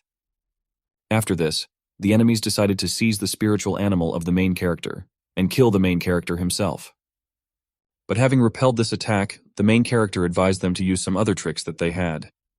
One of the enemies said that he was new to them, and he had the courage to be so rude to them, and since everything turned out that way, then he, as the eldest, would teach him a lesson. The main character said that he has a fairly dense aura. Sister said that Jiang Wanli's cultivation had reached level 25, which was quite a lot. The main character told Jiang Wanli that when meeting an animal on a narrow path, one should not show cowardice, and then asked if he thought he could scare it away. Jiang Wanli said that he doesn't understand how big the sky is. If he dared to fight him, he would tear him apart. My sister, watching all this, did not understand how the main character, clearly being at level 15, fought on equal terms. The main character knew that Tongmul Shenshu could increase his strength, but he did not expect that it would be so strong. Jiang Wanli realized that the protagonist was getting stronger and stronger and asked his other brothers to join the battle against the protagonist, which they did. The sister said that if they think that she will stand after this, then they are mistaken, because she is also joining the battle. As a result of their battle, an explosion occurred, after which a crack formed, into which the main character fell with his sister and a spiritual beast. One of the enemies said that their joint attack could affect the environment. In addition, there are many cast caves in Qianling Cave, and most likely they fell into one of them and died under the rubble. Seeing that the crack continued to grow, they began to run away from there. The main character, upon landing, told his sister that they were very lucky with her, because even though they fell here, they remained alive. She asked what good he saw in this, because even if they survived, they were still stuck in this trap, and they could only wait for death. The main character realized that judging by the time of the fall, they fell at least 30 meters, and if they want to get out, then they need to have at least a level 25 existence base. Even constant cultivation will take at least a year for this. The animal jumped to the main character, and the sister said that it was good that he did not run away from them. The main character said that it looked like he recognized him as the master. Having hidden the animal in a pendant, he thought that it, too, could absorb heaven and earth. Seeing what the main character began to cultivate, the sister asked where he was in such a hurry. Seeing further the absorption of natural energy, the question arose whether there could be some kind of ancient treasure that is hidden somewhere, or whether the main character is doing it. Deputy Dean of the Chixiao Spirit Eater Academy, Cheng Kaiyu, asked Jiang Wanli what happened to them and where they were running from. He replied that while on patrol, they noticed 2 disciples who broke into the cave, hunting and killing spirit beasts. He tried to stop them, but they angered the beast, and it destroyed the cave. Cheng Kaiyu asked if he was sure that they were disciples of their sect, and how they were able to get into the cave. Jiang Wanli replied that they were similar to Teacher Ji Shuangyi's personal disciples that he had once asked Teacher Ji about. Cheng Kaiyu said that this was outrageous, and that he would go to Ji Shuangyi to sort it out. Jiang Wanli was happy because before he had never been able to find fault with that teacher, but now he will happily watch how he will explain everything. Next, Longxia came to Ji Shuangyi and asked if he knew where the main character was now. The teacher said that yesterday he did not pay attention to the fact that she, it turns out, is already a keeper. She replied that she was a second-year student and the captain of the Yulin Guardians. They were ordered to investigate yesterday's infiltration into the forbidden territory of the academy, and according to security, at night they noticed a girl with the main character. Master said that the Guardians are in charge of security and are divided into Qinglong, Baihu, Suzaku, and Xuanwu departments. All members of the academy are the academy's elite, and only third-year students can become captains. He also told her that if she stood out too much, she would attract too much attention from people who would want to know her secrets. She asked him what he meant, and mentally wondered if he really knew her true identity. The teacher said that the main character went somewhere with his older sister, but he doesn't know where exactly. After her, Cheng Kaiyu came to him and said that his student had committed a terrible crime, and he was still sitting and drinking tea. Teacher Ji asked the vice dean what happened and why he was so angry. The vice dean asked the teacher if he knew where his personal students were now. Longxia asked Jiang Wanli if he knew where the main character was now, because she needed to ask him something. The teacher had mental questions about what is happening today, and why everyone is looking for the main character. Jiang Wanli told Longxia that most likely she would not be able to talk to him anymore, because he and Yimiana secretly entered the Qianling cave, and after the battle with a high-ranking beast, they most likely died under the rubble in the cave. The vice dean told the teacher that if he had not indulged his students, they would have avoided this situation. The teacher asked how they got into Qianling Cave and where the guards were stationed to prevent them from going there.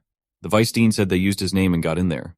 Everyone accepts one student, but he has 2 of them, and they were able to force those who denied. Longxia said that there were more and more spectators, so she ordered that Teacher Ji be protected while they waited for the dean's orders. Arriving at the teacher, Imiana said that it looked like they were having some kind of meeting here. Teacher Jia was surprised that the main character broke through to level 25 in half a day together with the rarest spiritual beast, Shane Pixiu. Jiang Wanli asked the main character why he was still alive and whether he was still a person or if he was already a ghost. The vice dean asked if he had died under the rubble in the cave and why he was unharmed. The main character asked Jiang why he thought he was a ghost.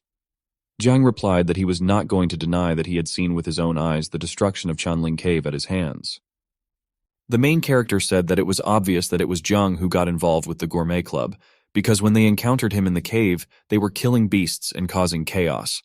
Zhang Wanli said that he only asked the club for help because he didn't want to give him the spirit beast. The main character told him that he forgot to mention that after that he attacked them and destroyed the cave. Zhang Wanli told the main character that for trying to slander him, he would teach him a lesson with the help of an electric palm. Long Xia asked Suzaku to protect him, realizing that electric palm was Zhang Wanli's main technique, and the protagonist's cultivation level was not high enough to withstand it. But she was wrong, because the main character squeezed Zhang Wanli's hand and threw him away, saying that it was useless to try to kill him. Teacher Ji told the main character that Suzaku was already here and that they would handle the matter, and mentally he understood that his student was hiding many secrets from him. Long Xia understood that she had not seen the main character for only a few days, and he had already managed to break through to level 25, and therefore she assumed that either they were all bad or he was too talented. After thinking, she told him that for now they would interrogate Zhang Wanli, and after that, she wanted to find out the details of last night from him. Teacher Ji asked the vice dean if he would like to have a cup of tea with him. The vice dean replied that he had a lot of unfinished business, so he would leave. After all this, Imiana told the master that she knew that she was wrong, and promised that this would not happen again. The master asked how they could calmly drink tea with him after creating so many problems. The sister replied that they were just tired from the road, and besides, they had known each other for a long time. The main character confirmed this, and she almost became his wife. The master laughed and thought that she was very fierce in battle at first, and now she blushes so cutely. Then Saran came to them, greeted the teacher, and said that he had come to the main character. The main character told the master that he had an important matter with Saran and asked him to let him go. The master agreed to let him go. The main character and Saran eventually came to the restaurant and told the main character to Saran that the food here was divine.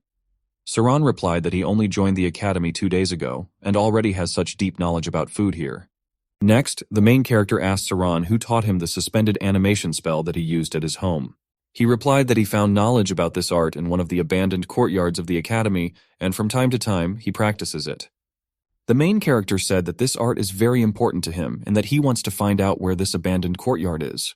The main character understood that it was quite possible that the person who attacked him then hid in the Academy of Spirit Eaters. At the High Society headquarters, Qin Wuliang, the president of the High Society, said that their society had lost its face in front of the entire academy because of the main character. Xian told the president that the main character is not the only one waving at him, so they should get rid of him.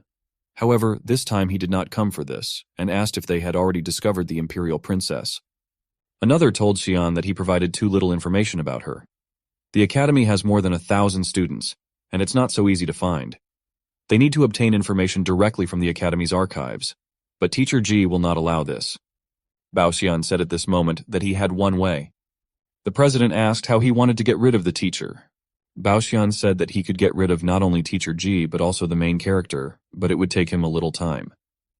On the way, the main character sneezed, and Saran asked him if he had a cold.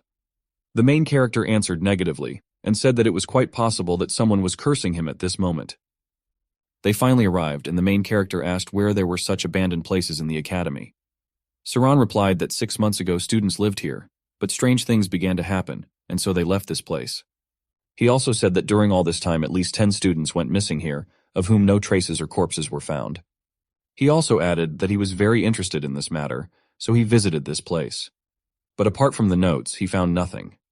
The main character saw traces of a magic circle, and most likely it was drawn with the bone of the Xuanjian dragon. He also noticed that a magic circle was secretly activated in this room, devouring spirits, and most likely it absorbed those students. But who did it remains a mystery. At that moment, he saw that someone was following them, and he and Saran eventually began to look for him. The main character caught up and recognized the very girl he saved at night and asked her why she was pursuing him. She replied that, in fact, she was also a student at the academy who was just passing by. She did not understand at this moment why the curse was activated at this moment.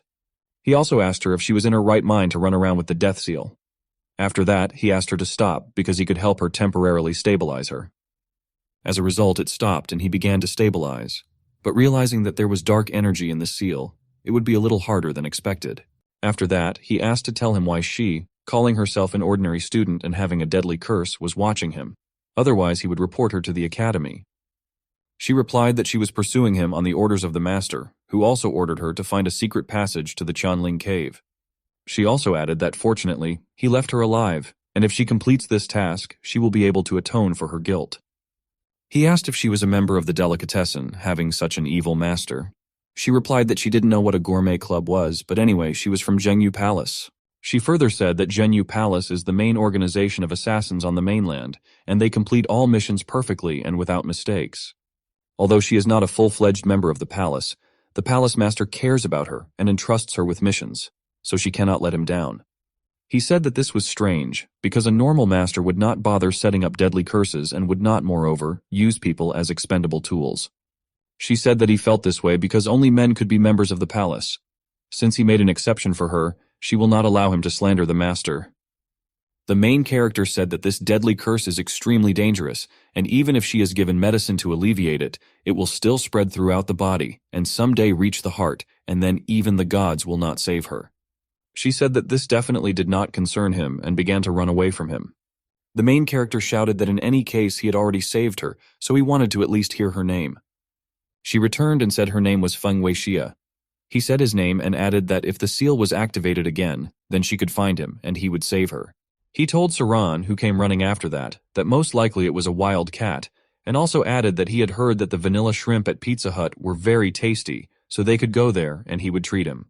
After that, he returned to the master, who told him and Imiana that they had not been practicing much lately, but now they had time to practice. He also told the main character separately that even though he was a newbie, he had made a lot of noise around himself. The main character agreed and realized that now the teacher was watching him, and that now it would be much more difficult for him to explore the Delicacies Club, and that guy had disappeared after leaving the Qianling cave. At that moment, someone came to them and told the teacher that the elder of the disciplinary council had asked to invite him and the main character to his place. The teacher agreed to go. The elder of the disciplinary council is responsible for enforcing the rules at the Spirit Eater Academy. If the rules are violated, the person is expelled from the academy. After they came to the elder asked the teacher how he dared to accept a student without a spirit beast, because this was a violation of the rules of the academy. The teacher replied that the main character is extremely talented, and besides, one day the dean told him that it is not necessary to have a spirit beast upon admission, and besides, the main character signed a contract on the second day after admission. Qin Wuliang laughed when he heard about the dean's words being used as an excuse, and then asked the teacher why he chose the main character and how exactly he was able to catch the spirit beast after entering the academy. He also said, without waiting for an answer, that he investigated the matter and sent several people to the main character's hometown and found out that the main character is Teacher Ji's nephew. He further accused Teacher Ji of only accepting the main character because of family ties, thereby violating many of the academy's rules, which is disgusting. He also added that as soon as the main character entered the academy, someone entered the restricted area, and the security confirmed that the main character was present there and freed the female suspect. After that, he asked the main character who he helped then. He replied that he dated that girl, but she found him not attractive enough and left him. He was not in a close relationship with her, so he does not know her name. The girl understood at that moment, watching all this, that although he was in danger, he did not reveal it. The elder decided to sentence Teacher Ji and the main character to 10 days in prison, as well as expulsion from the academy after notifying the dean. The main character said that in the end, he was accepted here because of his strength, and he asked after that if they really wouldn't bother to look at her. They asked him what he wanted to show. The main character said that he has a great way to prove his innocence, regardless of whether the evidence provided is true. The elder asked what kind of method. After that, the main character challenged Qin Wuliang and said that he just wants to defeat him and prove his innocence to everyone, because he knows that all these crimes are lies and that he just wants to frame him. After all this, in the Hall of High Society, Qin Wuliang said that the main character was quite strange, because he challenged him and set the time for the battle in 3 days.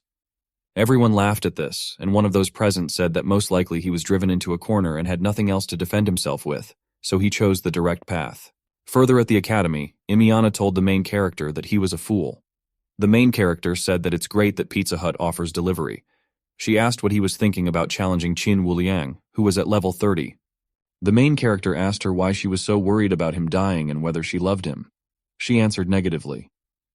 The teacher asked him not to underestimate Qin Wuliang because he has the strength to cut iron with his bare hands, and his contract beast is the purple-winged dragon of the Yellow Realm. The main character asked not to worry about him, because it doesn't matter to him how strong he is. He further said that he would go for a walk. During the walk, he assumed that the enemy would prepare some tricks, but this was not so scary. After all, the most important information is whether he practiced dark magic. After finding Lanshian, lori flower, cloud ginkgo, and many other medicinal herbs, he decided to make pills out of them to bridge the level gap between them. He remembered that yesterday, when he ran here, he felt the aura of this place, and now he realized that there was medicinal herbal lard, so he would not have to worry about the materials. He didn't know who the owner of this garden was, but now there was an emergency, and so he was forced to take some herbs and then return them back after the fight. At the same moment, someone suddenly appeared next to him. The man who appeared asked if he was collecting herbs here. The main character asked if he is the owner of this garden. The old man replied that he was not the owner of this garden, but he looked after it from time to time. And about collecting herbs, he asked the main character not to worry because he can take any herbs he needs. The main character thanked him and said that as soon as he makes the pills, he will return everything he took. The old man understood that all the herbs that he collected were the rarest of their kind, and not many knew about them, and the question arose in his mind whether he was really a rank 3 alchemist at such a young age. The main character also said that the herbs that he had already collected were enough for him, and asked the old man to convey his gratitude to the owner of this place.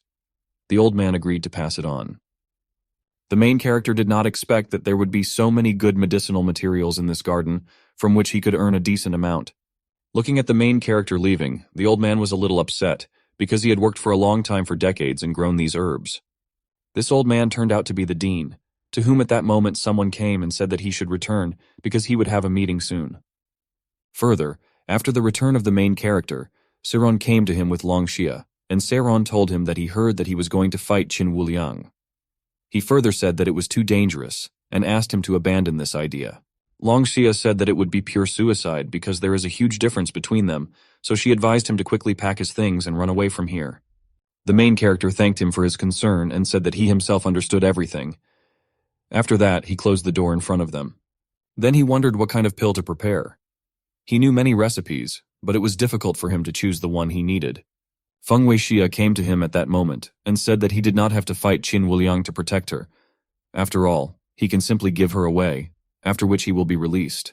The main character asked if no one really believed in his strength and that he could defeat Qin Wuliang.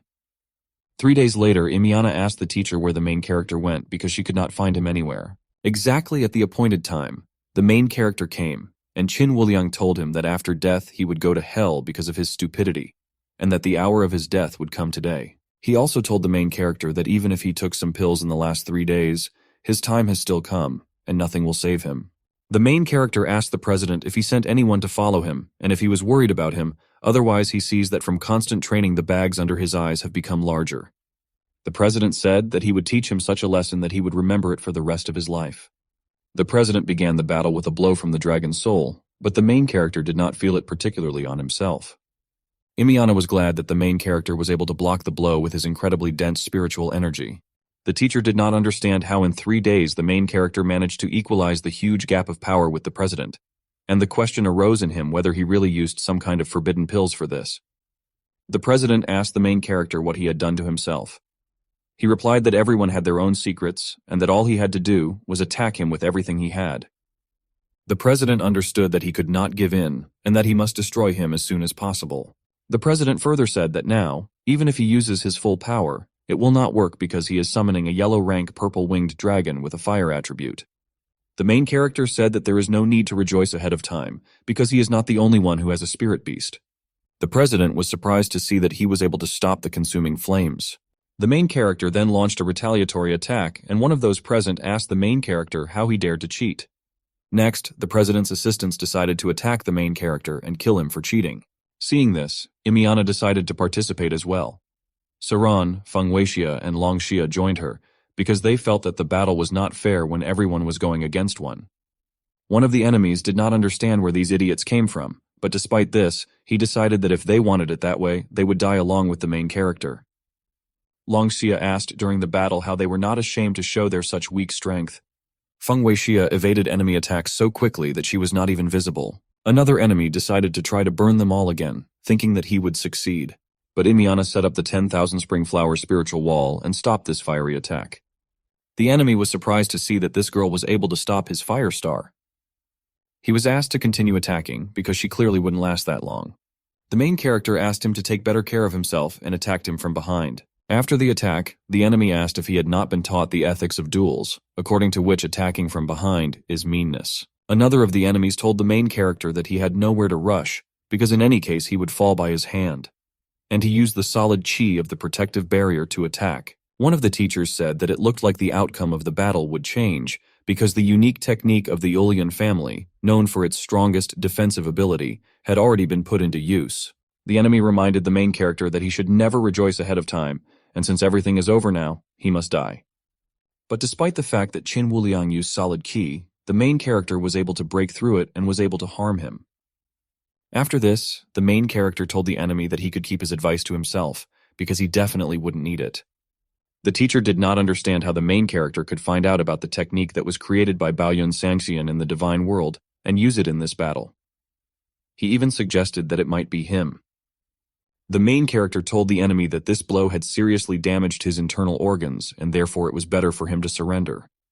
The enemy said that since he is the president of the High Society of the Academy of Spirit Eaters, he cannot lose, and using a dark spell he continued to attack the main character. But the main character dodged the attack and the enemy fell to the ground after that. In this battle, the main character was declared the winner. The dean asked his subordinates to go and pick up Qin Wuliang and bring him to him, because he wanted to ask him a few questions. He saw him use a spell containing dark energy and wondered where he learned it. The main character was congratulated on his victory, and he said that he really wanted to thank them too, because they won together. Next, the main character was told by Qin Wuliang's accomplices that they had discovered his rival in the form of the intruder's girl who had sneaked into the forbidden territory of the academy. At that moment, some guy told them all that they had misunderstood everything, because he was a witness to their innocence. She also said that he could justify them. He told the main character that he makes him admire him, because he was able to get the support of his family, got into the Academy of Spirit Eaters, and was able to publicly defeat Qin Wuliang himself. The main character asked who he was. This guy told him that it was normal that he did not know him, because they had never met face-to-face with him, and in other words, he was not interested in him before. He also said that his name was Huang Duoduo and that his grandmother was his eldest aunt, meaning they were cousins. He told one of those present that he could prove that there were no family ties between the main character and Ji Shuangyi. Moreover, he has a clear representation of family ties in the protagonist's family. The one to whom he told this replied that he was simply responsible for the results of the battle and that it was useless to tell him this. Qin Wuliang asked where this savage came from and who he thought he was. That man repeated once again that he was only responsible for the results of the battle. Huang Duoduo told Qin Wuliang that even his father would not dare to talk to him like that and that he was clearly seeking death. The president said that his father was considered the richest man in the largest country on the continent, even in the Shengtian Empire itself. Huang Duoduo said, and proved with a token that he was the crown prince of the Shengtian Empire, and then asked if he really dared to threaten him with his father. The main character said that he was surprised that his brother was actually a prince. Imiana said what was more incredible was that he didn't know about it. The prince further said that as for the girl Feng Weixia, she is his servant sent to help the main character, so this is all a misunderstanding. The president accused the prince of deception, for which he, in his opinion, should die, and then began to attack him. The dean stopped the attack and said that Huang Duoduo was indeed a prince, so all his words were trustworthy, and he ordered Qin Wuliang to be locked in a dungeon for falsifying evidence and using dark spells. Turning his attention to the dean, the main character recognized him as the same old man who allowed him to take herbs from the garden. One of the members of the gourmet club said that the president turned out to be trash who could not even defeat the main character and asked how he should now complete the task. Another told him that it wasn't so bad because they could take advantage of everyone being here now. Someone told someone that Qin Wuliang knows too much, so they need to get rid of him. They agreed to fulfill his request. The prince, meanwhile, suggested that the main character go somewhere to eat because he was treating him today. The main character agreed with the proposal. Teacher Ji approached them before they left and asked the main character to answer honestly the question of whether he correctly understood that he was from the world of the gods. The main character replied that he did not understand what he was asking him about. Trying to get to the bottom of the truth, the teacher said that his technique was able to withstand solid ki, and this is not something that the technique of mortals is capable of. The main character, also trying to get to the bottom of the truth, asked a counter-question whether he himself came from the world of the gods, since he is so sure of it.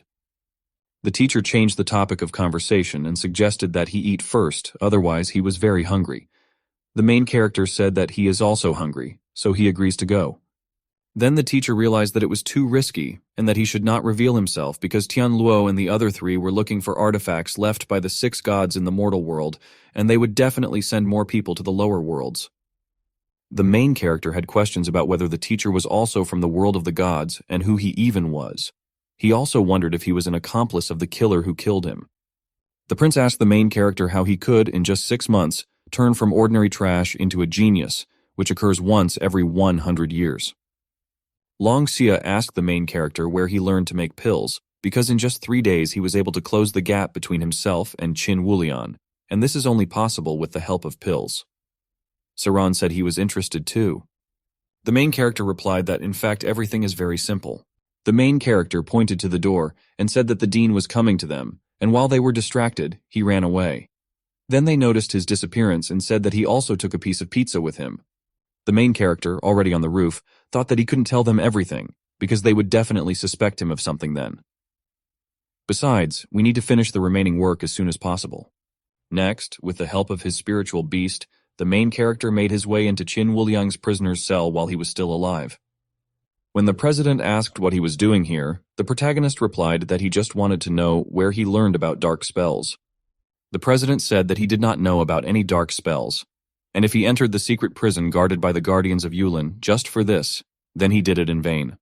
The main character said that most likely, this is all because of the Delicacies Club, and since Zhang Wanli personally met a member of this organization, this proves his connection with them, and the missing students are most likely the work of the Delicacies Club. The president asked how he knew all this, since he had only been here for a few days. The main character said that either he will tell everything he knows, or he will rot in this prison with all his secrets. The president said that these dark spells were indeed given to them by the Delicacies Club, but in return, they had to help them find the princess hiding within the walls of the academy. The main character asked why they were looking for the princess. The president replied that they were following the orders of the man who taught them dark spells, and although he had not seen him before, he had heard Xian call him a divine messenger. At that moment, someone, following an order, killed the president and began to run away after that. The main character began to catch up with him, and on the way said that trying to escape from him was useless. The main character managed to overtake him, and he told the killer that although he is well acquainted with the local roads, even so he cannot escape, so he advises him to surrender. The killer told the main character that he was really good. However, if he wants to catch it, he will still have to work a little. After that, he asked if he really thought his goal was to kill the president.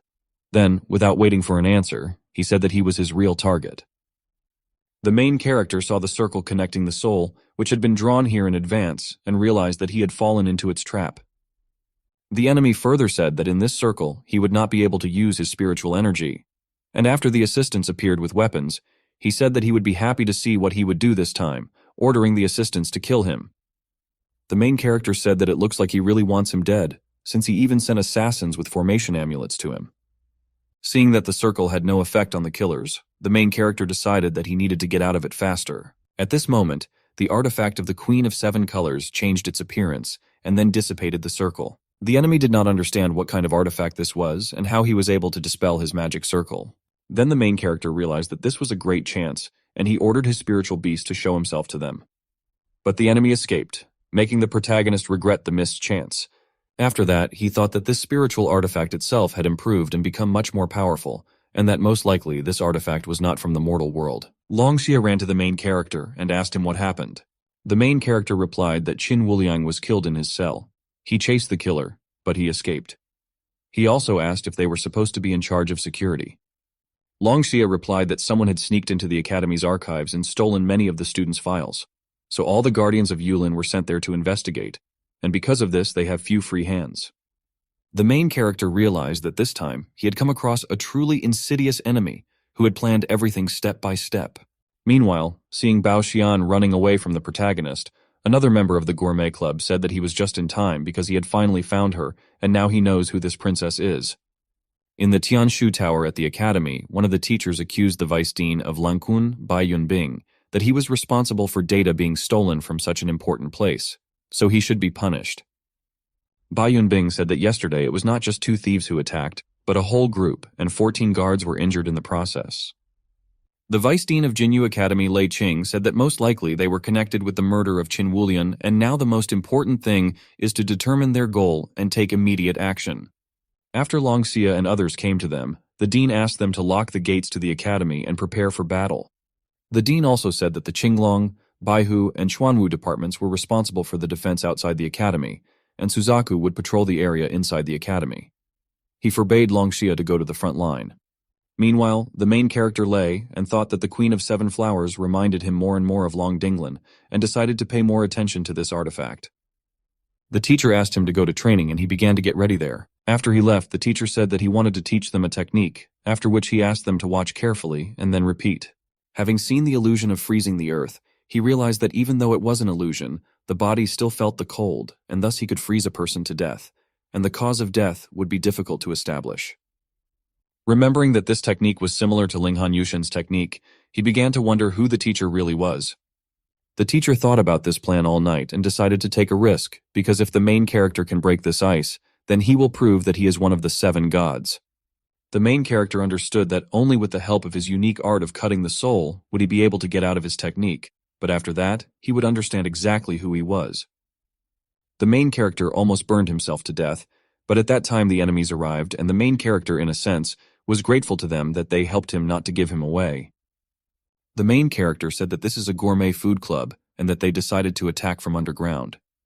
Imiana asked how they dared to sneak into the academy, and if they were looking for death. Longxia saw that the enemies had come to Teacher Ji, and asked the Suzaku guards to go there to attack. As soon as the enemies from the Earth Dragon group saw Longxia, they gave a signal. The leader decided after this to move on to the next step, namely a full attack on the Academy of Spirit Eaters.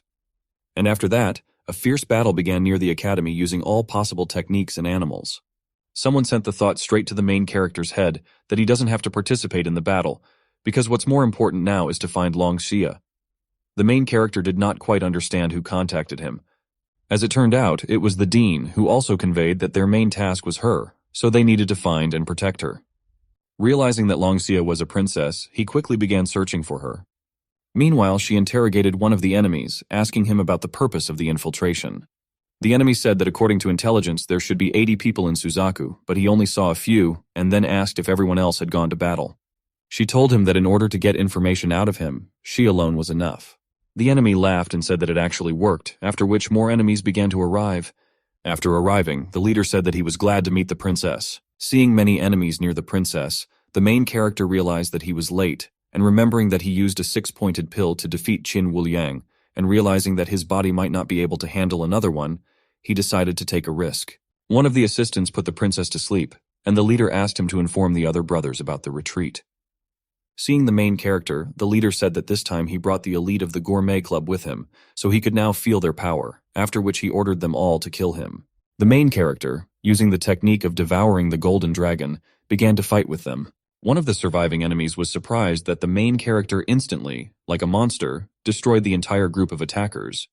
Next, the main character attacked Xian, who said during the attack that he would help him return the princess, but the main character was not interested in his words. After a while, one of the enemies in the interrogation room asked how they dared to tie him up without evidence, and even if there was evidence, the Delicacies Club would defeat the academy. At that moment, the main character came to them and asked the teacher if he wanted to talk more. The teacher confirmed this and said that despite this, they would continue the interrogation. The main character said that for now they could safely go eat because the dean asked him to take care of it. They agreed and began to leave. After they left and closed the doors, the main character asked the enemy if he really wanted to play with him, because if so, he came to him and was ready to begin the interrogation. After the beating, the enemy said that their empire had been standing like a bone in their throat for a long time, so they wanted to change the emperor, and 6 months ago the envoy told them that the princess was studying at this academy. When asked about the divine messenger, he said that this is the one who taught them special techniques, and he is also the teacher of their masters. He guaranteed them victory over the empire if all orders were fulfilled. The dean said that the power of this divine messenger is great, because 4 months ago he single-handedly destroyed the Eagle City. The enemy said that if they are afraid of him, then they should let him go, because he has connections with him. The main character told the dean that they must hurry up and save the princess, because the fate of the empire depends on it. One of the vice deans asked him how dare he tell them what to do as a newbie, and whether he understood what they would have to sacrifice to save her from the hands of the Delicacies. Another vice dean said that they were just an academy and they shouldn't act so rashly. Besides, they had some envoy with great power. The main character said that since she was caught because of his mistake, and since they are afraid to confront them, he will go to fight with them alone. Saren told the vice deans that he would go to fight them along with the main character. They were also joined by the prince, Feng Weixia and Yimiana, who, as an older sister, must protect the younger one. Teacher G told the main character that he would not let him go alone, and after that, he told the vice deans that he, as their master, should also go and look after them. The dean told the main character that he should stay and everyone else could go. The main character said that he is doing this of his own free will, and since she is his friend, he cannot just sit idly by. Meanwhile, the Imperial Army came to the academy and asked to hand over the person responsible for the disappearance of the princess. The dean asked what the situation was now and how many warriors had gathered. The vice dean replied that there were already tens of thousands near the academy, and they started shelling and offered to hand over the main character as the culprit. Imiana told him that he was the one who failed to hold the defense, so the main character should not be blamed. Moreover, Xian is still at the academy and you can pass it. The dean asked them to stop arguing, because he would personally deal with this himself. The main character said that there was only an ordinary general outside the gates, and since it is not typical for the dean to report to such people, he himself would go out to talk to him.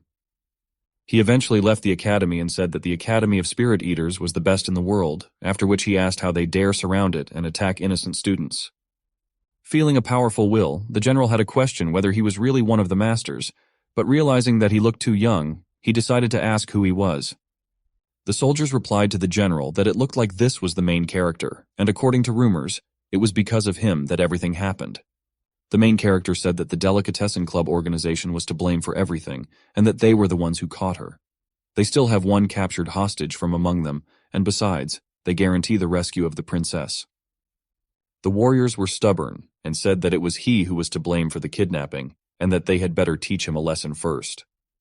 The main character, after they started shooting, decided to use a trick that is usually used for entertainment. He thought that this should be enough to scare them away.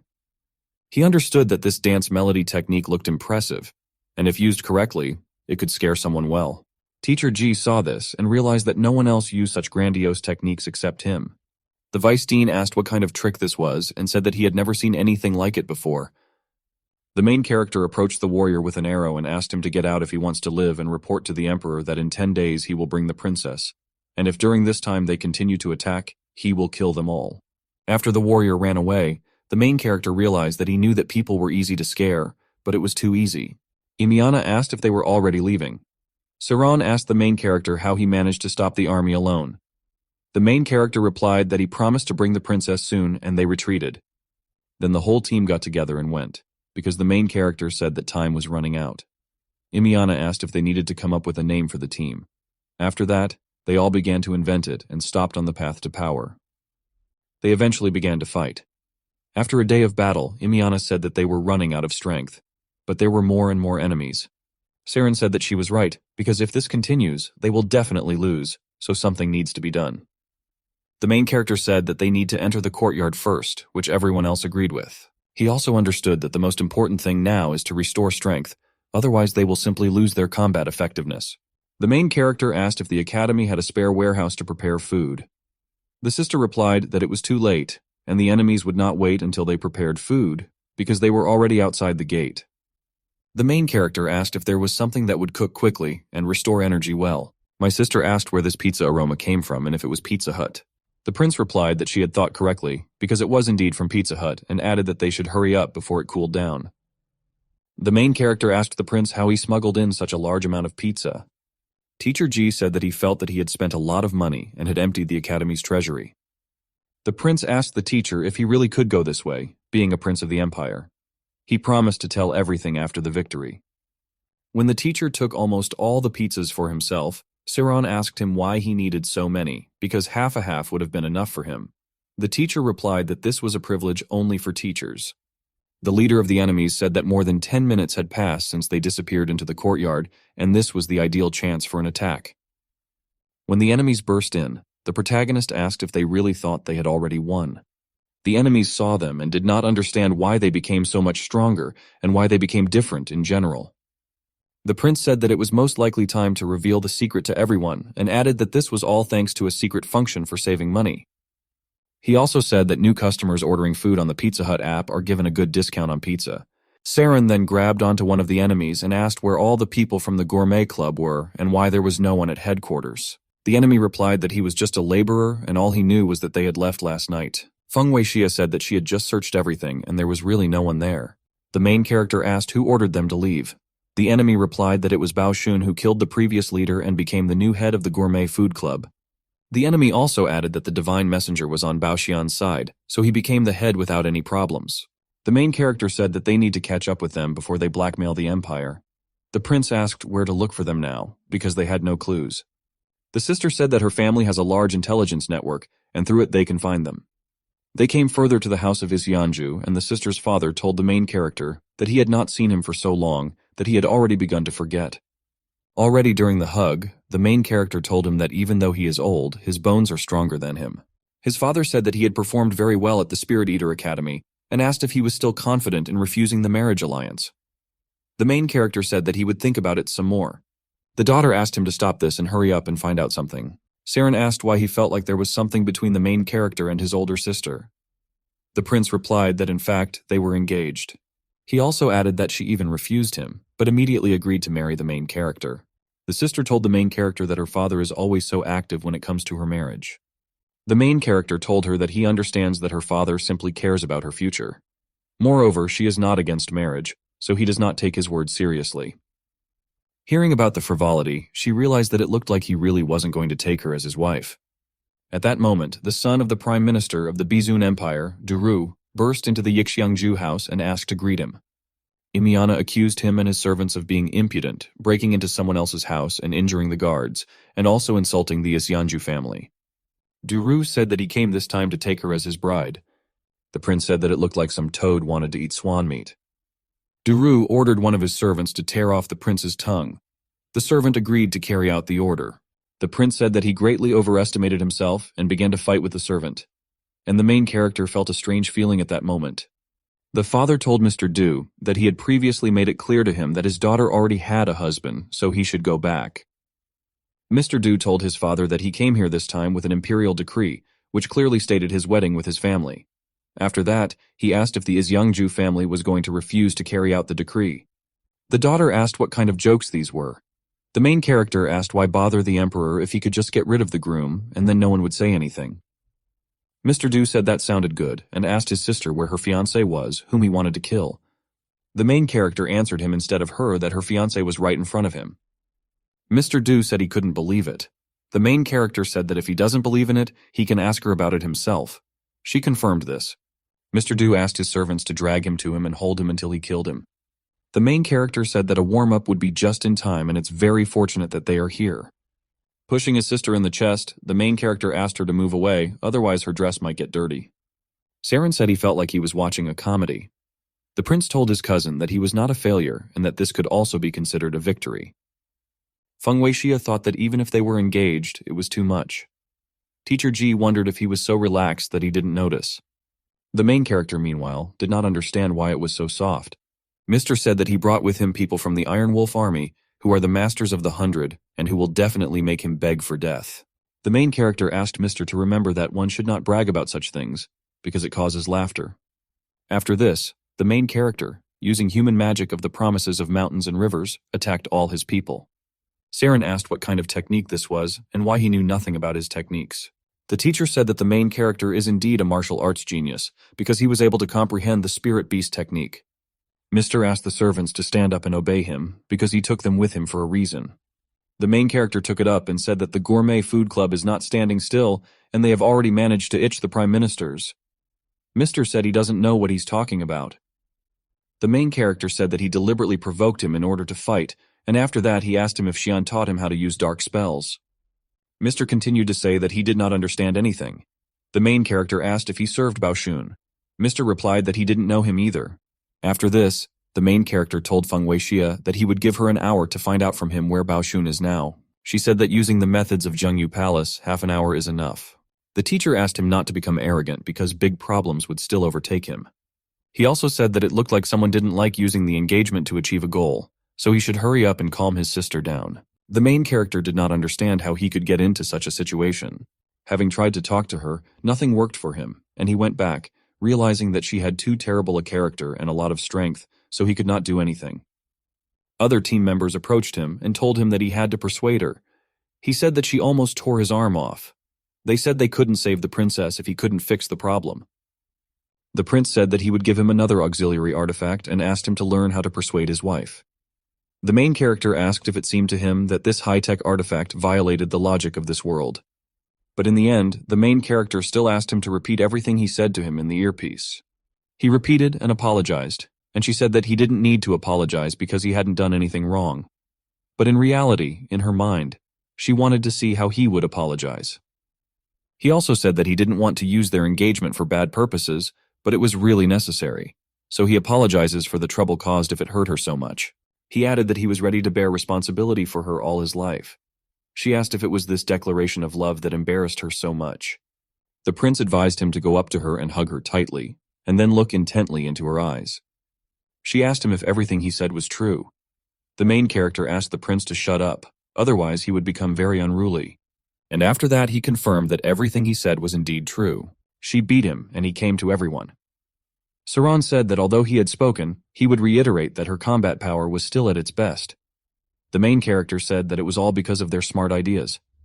The prince said that at least she had let out all her anger, so she'd probably calm down.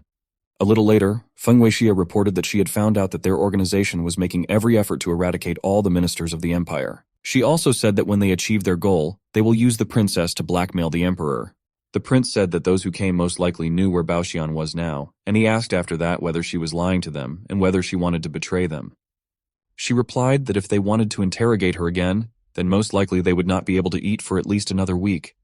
The protagonist understood that not knowing about Baoxian's whereabouts made the situation a little more complicated. Imiana further said that their intelligence had found out that they were in the city of Fengzhou. They eventually moved there, and the main character said that they should not catch everyone's eye, and that first they need to find the patriarch of the House of Bi and find out from him about the situation of the House of Bao. Meanwhile, the sale to the lady of the House of Bai began at a very low price of only 100 taels. The main character asked how such a strong family could allow their own children to be sold. He was told that the patriarch of the Bai family died unexpectedly, and the masters disappeared one after another, which is why they are now selling the children. The same person also said that the Bao family had their hands in it. They forged a promissory note with Bitao and took the place of the Bai family. Another asked him to stop, because he could get well for this. Having taken off his mask, the main character understood that although he was not exactly Bisei, he was still in his body, and besides, the patriarch was very kind to him, so he would someday settle scores with Bao Xian. When the seller asked the girl to raise her head so that the buyers could see her face, the main character hit him, asking him to take his dirty hands off her. Imiana asked why he went on his own. Saran replied that most likely he did not want to reveal everyone. The teacher asked what the mess was. Another seller asked the main character how he dared to do something like this here. The third seller asked, addressing the main character as an old man, whether he had gone crazy in his old age. The main character said that he found it funny that some rabble wanted to enslave the B family. The team members did not understand how the main character was able to disguise himself so instantly. Next, these sellers began to attack the main character, saying that if he really wanted to die, then they would help him with this. After repelling the attack, the main character asked one of the enemies to go to his master and report that one of the ancestors of the Bai family had come to take revenge. After this, the story moved to a moment where the main character was being chased by some feeling and where the main character realized that sooner or later he would have to take a break. Having run to some cave, he noticed that there was something there that attracted his blood. Having run into the cave and stopped, he realized that he was in a magic circle, around which there were balloons containing sacramental energy. He became interested in what kind of energy was contained in these balls, and reaching out to a ball with pizza with steamed vegetables and cream cheese, he felt a surge of strength. Next, he wondered if all the energy that enveloped his hands came from a slice of pizza. Then he saw greenery, and realized that this ball had a defense skill, and he decided that it was worth checking out. Upon checking, he found many more types of pizza there, and realized that this was a really good thing for him. Choosing another one of the pizzas, he felt the enchanting durian aroma from it. Having eventually devoured all the possible pizzas, he noticed that his spiritual strength had been restored, and this made him very happy. Then the monster ran up to him, and he realized that it was just in time, because he would be able to test his new skills on it. With the help of an army of shrimp and crabs, he was able to catch the monster and told him that he had something else. But after seeing that his next attack with a large meat pizza didn't work, he knew he had to try something else.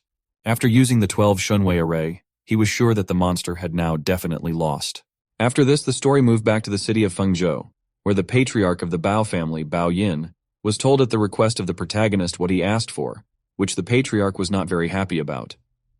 One of the servants said that everything they said was true, because they had seen him use the Bai family's unique techniques. Another added that this old man is much stronger than the past patriarch of the Bai family, and he said that he would avenge his family by destroying them. Bao Yin said that there was no need to worry, because he would go to hell with the others as soon as they took him to him. The sister asked the main character where he got the instant camouflage technique. The main character replied that it was just a trick that he himself came up with, and he also said that they would all pretend to be the ancestors of the Bai family and fight with the Bao family, and as soon as they sensed danger, Bao Xian would come out and be caught by them. Saren said it was a good idea. The prince asked the main character if he could teach him this too. Seeing the face of that old cultivator who deceived him into a 1,000-year spiritual fruit in the divine world, the teacher realized that he was able to reveal his identity. After so many years, it turns out that it is him. After hearing Bao Yin searching for the ancestor of the Bai family, the main character advised everyone not to use their characteristic techniques during the fight, because they could reveal them. The main character and the whole team came out to the patriarch with his hearing and said that he thought it was the dogs barking, but it turns out that they are so noisy. The patriarch greeted them all and said that unfortunately he did not know who they were, and he asked them to introduce themselves. The main character said that 200 years ago the Bao family fled from hunger and their kind family helped them, but now he sees that they do not want to pay with good for their salvation. The patriarch accused the main character of deception and said that their family had been living here for many years and had not accepted any help from his family. The main character asked the patriarch if he dared to look at their 9th ancestor, buried in the slave cemetery of Smai B. The prince asked what he was talking about. The sister replied that there was nothing to worry about, because this was verified information by their intelligence. The patriarch asked how he dared to insult their family, after which he began to attack him along with all his assistants. Saran wanted to help the main character, but Feng Weixia reminded him that he could not use his techniques. Saren asked how to fight then. The girl asked if he really couldn't fight without using his techniques. He asked not to underestimate him, and with the help of many miraculous deeds, he uprooted the tree. While one of the enemies was distracted from the main character to look at this, the main character prepared Sirius's claws for an attack. After that, he damaged the enemy's black iron sword, which he was very surprised by. The main character further said that he gives them 3 days to carefully prepare for the next battle, because otherwise the Bao family will be completely destroyed. Next, Bao Yin came to Bao Xian and said through the door that the city of Fengzhou was restless, so he asked him for help. He also added that several ancestors of the Bai family came to take revenge on their family. Bao Xian, hearing this, decided that before he gets to the main character, he will first take all his ancestors.